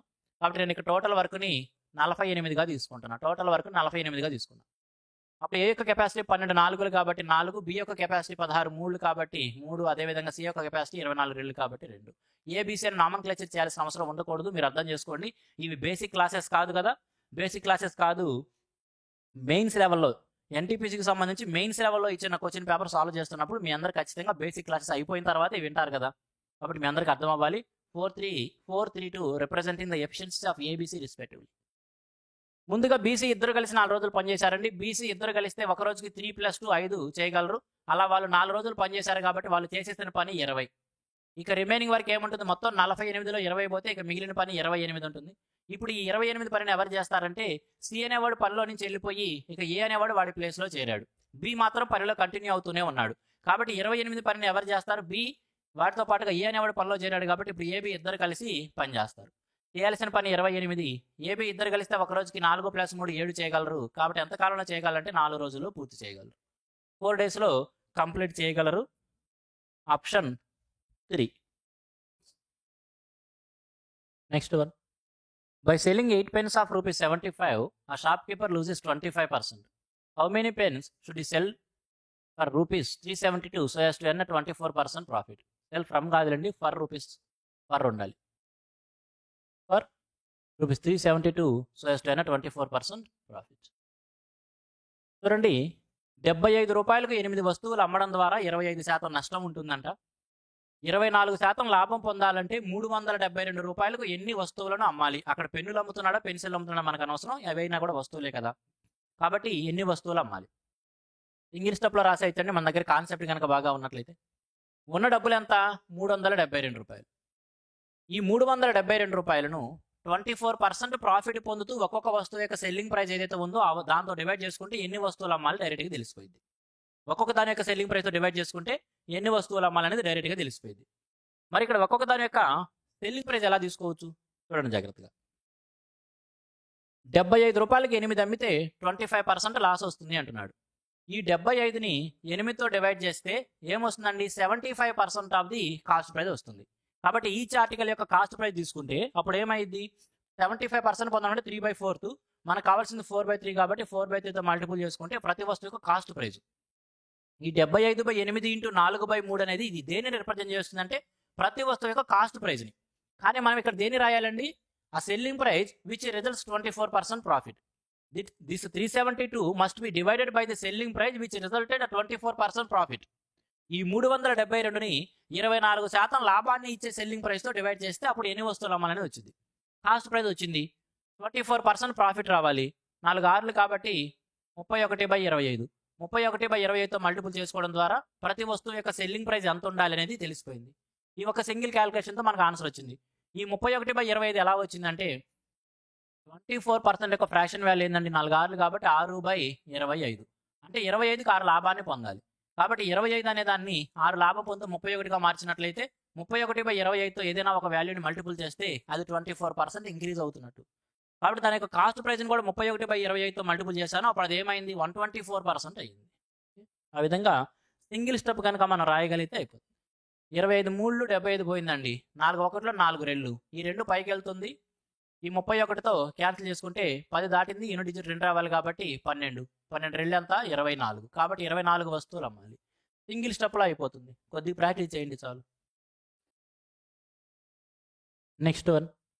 Critical lends rupees 64,000 to Nidhi for a year at 25% interest per annum, compounding half yearly. Find the interest that has to be paid by Nidhi. Krittika అనే వ్యక్తి అంట 64,000 రూపాయలను సంవత్సరానికి 25% చక్రవడ్డీ పొందే విధంగా వడ్డీని అర్ధ సంవత్సరానికి ఒకసారి లెక్కించే విధంగా నిధి అనే వ్యక్తికి అప్పించింది. ఈ నిధి పే చేయాల్సిన ఇంట్రెస్ట్ ఎంత, వడ్డీ ఎంత పే చేయాలి అంటున్నాడు. చూడండి, సంవత్సరానికి 25% కానీ వడ్డీని హాఫ్ ఇయర్లీ క్యాల్కులేట్ చేస్తారు. మరి ఇయర్లీ 25% అయినప్పుడు హాఫ్ ఇయర్లీ ఏమవుతుందండి? హాఫ్ ఇయర్లీ దాంట్లో సగం అంటే 12.5% అవుతుంది. 12.5%. దాని యొక్క ఫ్రాక్షన్ వాల్యూ ఎలా రాసుకోవచ్చు? 1/8. కాబట్టి ప్రతి సైకిల్కి కూడా 8వ వంతు ఏం చేయాలి? ఇంట్రెస్ట్ పే చేయాలి. ఇక్కడ సంవత్సరానికి ఎన్ని హాఫ్ సైకిల్స్ ఉంటాయి అంటే 2 కాబట్టి 2 సర్కిల్స్ 2:1 రేషియో తీసుకోవచ్చు గోల్డెన్ రేషియో ప్రకారం. ఫస్ట్ ప్రిన్సిపల్లో 8వ వంతు. ప్రిన్సిపల్ ఎంత? 64,000 రూపాయలు. దాంట్లో 8వ వంతు అంటే 8,000 రూపాయలు. తరువాత దీంట్లో 8వ వంతు అంటే 1,000 రూపాయలు. కాబట్టి ఆమె పే చేయాల్సిన మొత్తం ఇంట్రెస్ట్ ఎంత అంటే 8 రెళ్ళు 16,000 ప్లస్ ఇదొక 1,000 మొత్తం కలిపి ఎంత అండి? 17,000. 17,000 సున్నాలు నేను పెట్టలేదు అంతే. 17,000 option 2. Next one. K is the greatest number which when divides 2996, 4752 and 7825, the remainder in each case is the same. The product of the digits of K is 29, 96, 47, 52, 78, 25 అని 3 సంఖ్యలను భాగించిన ప్రతిసారి కూడా ఒకే శేషాన్ని ఇచ్చే అతిపెద్ద సంఖ్యకి ఆ కేలోని అంకెల యొక్క లబ్ధం ఎంత, ప్రొడక్ట్ ఆఫ్ ది డిజిట్స్ ఎంత అనేది వచ్చింది. చూడండి, ఏదో ఒక నెంబర్ చేత ఈ 3 నెంబర్స్ని కూడా డివైడ్ చేసిన ప్రతిసారి కూడా మనం సేమ్ రిమైండర్ పొందుతూ ఉన్నాము అంటే వీటి మధ్య డిఫరెన్స్ అనేది ఆ నెంబర్ చేత కంప్లీట్గా డివిజిబుల్ అవుతుంది. కాబట్టి వీటి మధ్య డిఫరెన్స్ తీసుకొని ఆ డిఫరెన్స్ అన్నింటినీ కూడా కంప్లీట్గా డివిజిబుల్ చేసే అతిపెద్ద సంఖ్య అంటే వాటి యొక్క హెచ్సిఎఫ్ అనమాట. వాటి యొక్క హెచ్సిఎఫ్. కాబట్టి వీటి మధ్య డిఫరెన్స్ల యొక్క హెచ్సిఎఫ్ అనేది కే అవుతుంది. ఆ కే ఫైండ్ అవుట్ చేసి దాంట్లోని డిజిట్స్ యొక్క ప్రొడక్ట్ మనం ఈజీగా చెప్పొచ్చు. కాబట్టి మనకు కావాల్సింది ఈ నెంబర్స్ యొక్క డిఫరెన్స్లు ఏవైతే ఉన్నాయో వాటి యొక్క హెచ్సిఎఫ్ కావాలి. వీటి యొక్క డిఫరెన్స్లు తీసుకోవడానికి మనకి 3 పేర్స్ ఫామ్ అవుతాయి. కాబట్టి 78, 25 నెంబర్ జాగ్రత్తగా రాసుకోవాలి. ఒక నెంబర్ తేడా రాసిన లేకపోయినట్టే. 29, 96. 29, 96. అదేవిధంగా 78, 25లో నుంచి 47, 52 తీసేయాలి. అదేవిధంగా 47, 52లో నుంచి 29, 96. 29, 96 తీసేయాలి. వీటి మధ్య డిఫరెన్స్లు తీసుకొని ఆ డిఫరెన్స్ల యొక్క హెచ్సిఎఫ్ మనకి కావాలన్నమాట.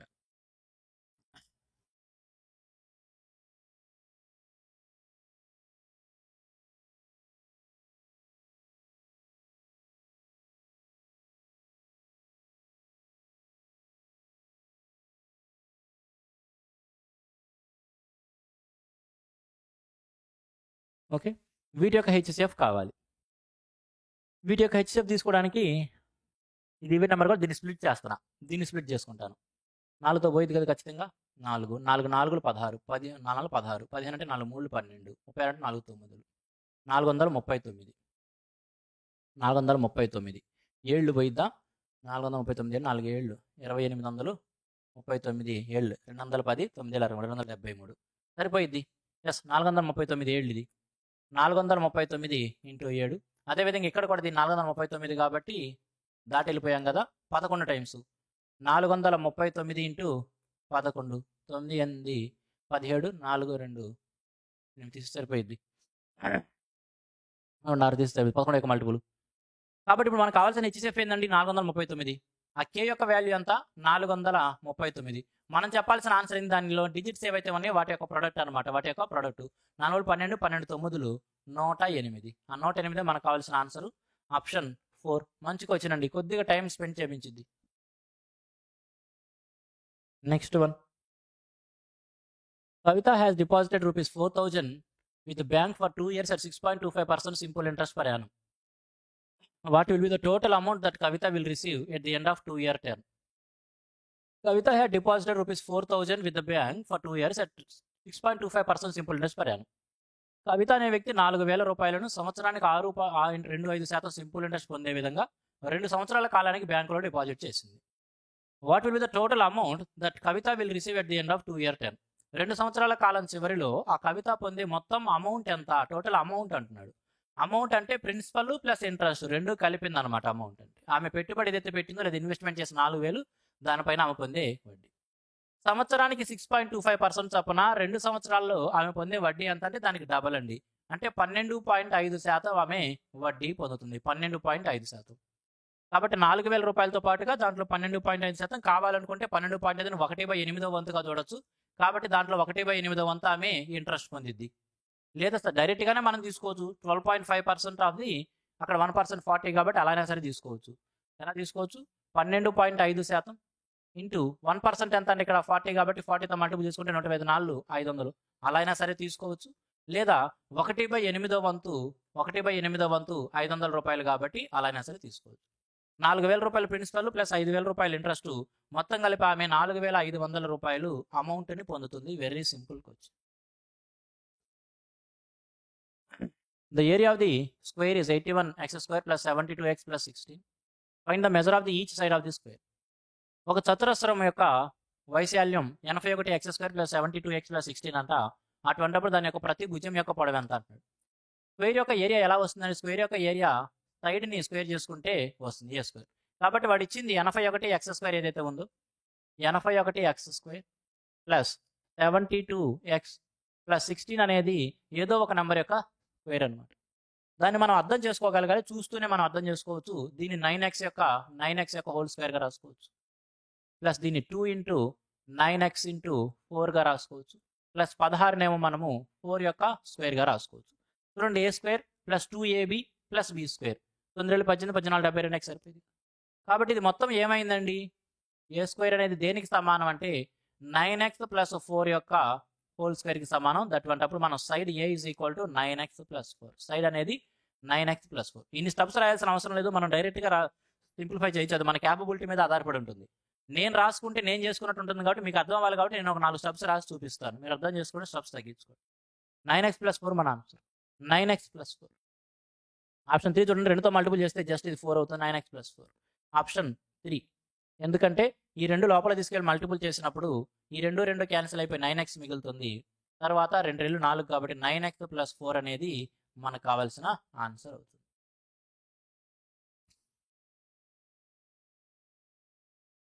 The mode and mean of a group data are 27.5 and 28.5 respectively. Find the median correct to decimal places of using empirical relation. చూడండి, మీను, మోడు, అదేవిధంగా మీడియన్, వీటి మధ్య రిలేషన్కి సంబంధించిన క్వశ్చన్స్ తరచుగా అడుగుతూనే ఉంటాడు. స్టార్ట్ నుంచి మెయిన్స్ లెవెల్లో ఇటువంటి క్వశ్చన్ ఎక్కువ ఇస్తూ ఉంటాడు.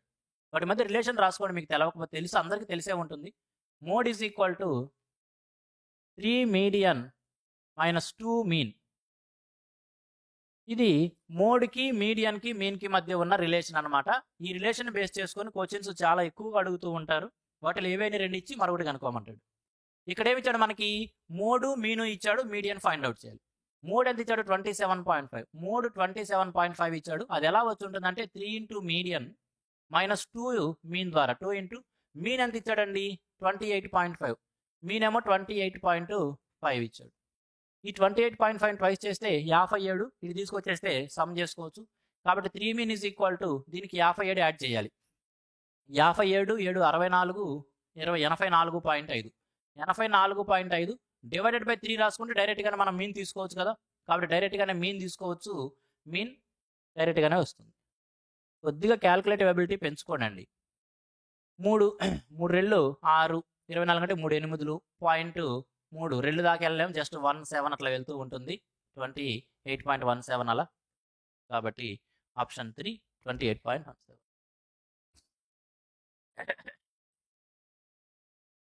Next one.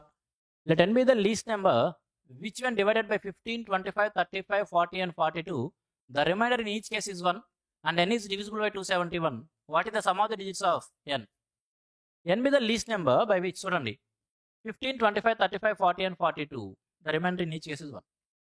15, 25, 35, 40 మరియు 42 చేత భాగించిన ప్రతిసారి కూడా ఒకటి శేషం ఉంటూ 271 చేత కంప్లీట్గా డివిజిబుల్ అయ్యే అన్నిటికంటే చిన్న సంఖ్యను కనిష్ట సంఖ్య n అయినట్లయితే ఆ n-లోని డిజిట్స్ యొక్క సమ్ ఎంత అంటున్నాడు.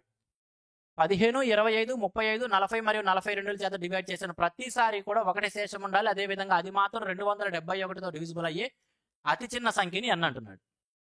మనం బేసిక్గా సాల్వ్ చేసుకోవచ్చు, అవన్నీ మనం క్లాస్ రూమ్లో చెప్పుకుంటాం.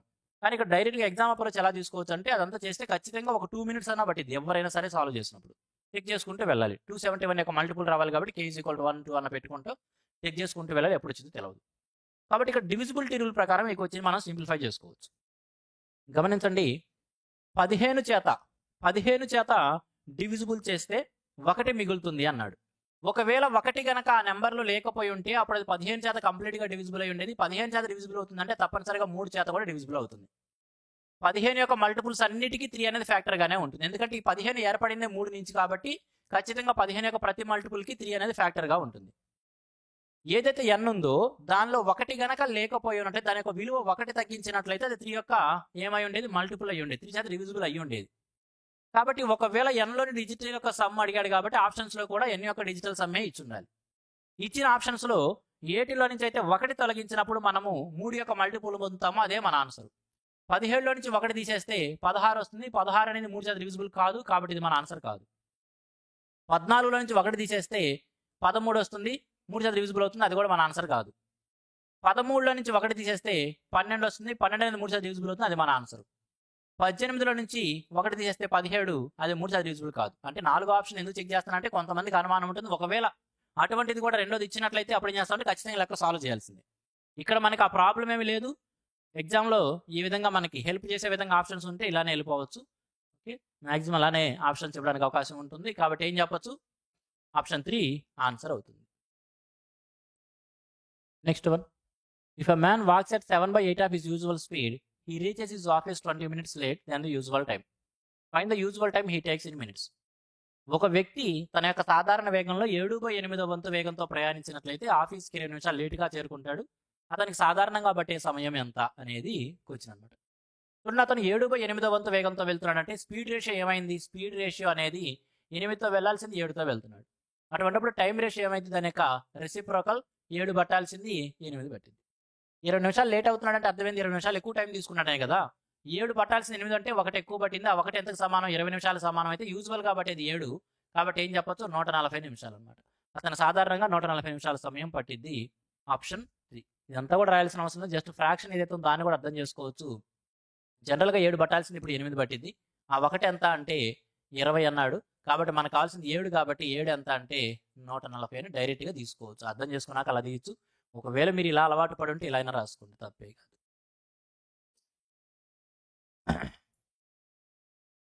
వచ్చింది చూడండి, డేటా ఇంటర్ప్రిటేషన్ క్వశ్చన్. ఏమి ఇచ్చాడు అసలు ఇక్కడ డేటా అంటే, the expenditure in thousands of 2 companies A and be on various heads in the given year are provided in the following bar graph.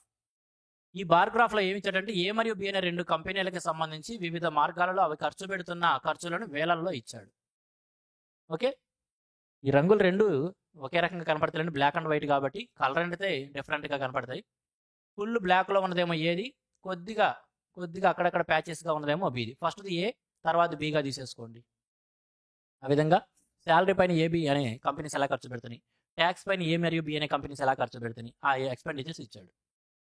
The expenditure made by both the companies together on salary was approximately what percentage of their expenses on infrastructure. 2 కంపెనీలు కలిసి salary పైన ఖర్చు పెడుతున్నది, ఈ 2 కంపెనీలు కలిసి infrastructure మీద ఖర్చు పెడుతున్న దాంట్లో సుమారుగా ఎంత శాతం ఉంది. శాలరీ ఎక్కడ ఇచ్చాడు, శాలరీది. 2 కంపెనీలు కలిపి శాలరీ పైన ఎంత ఖర్చు పెడుతున్నట్టు ఇవన్నీ 2 యాడ్ చేసుకోవాలి. 5,117 4,758 యాడ్ చేసుకోవాలి. ఓకే, 5 4 9 98, అంటే 9800ను 52 ఒక 17 59 69 98 69 98 69 ఖర్చు పెడుతున్న శాలరీ పైన. ఇది ఆ 2 కంపెనీలు కలిసి ఇన్ఫ్రాస్ట్రక్చర్ మీద ఖర్చు పెడుతున్న దాంట్లో ఎంత శాతం. ఇన్ఫ్రాస్ట్రక్చర్ అంటే ఇది, అంటే ఈ 2 వాల్యూస్ తీసుకోవాలి. 7,310 5,590 ఆ 2 వాల్యూస్ తీసుకోవాలి. 7 5 12 5 3 8 12 800.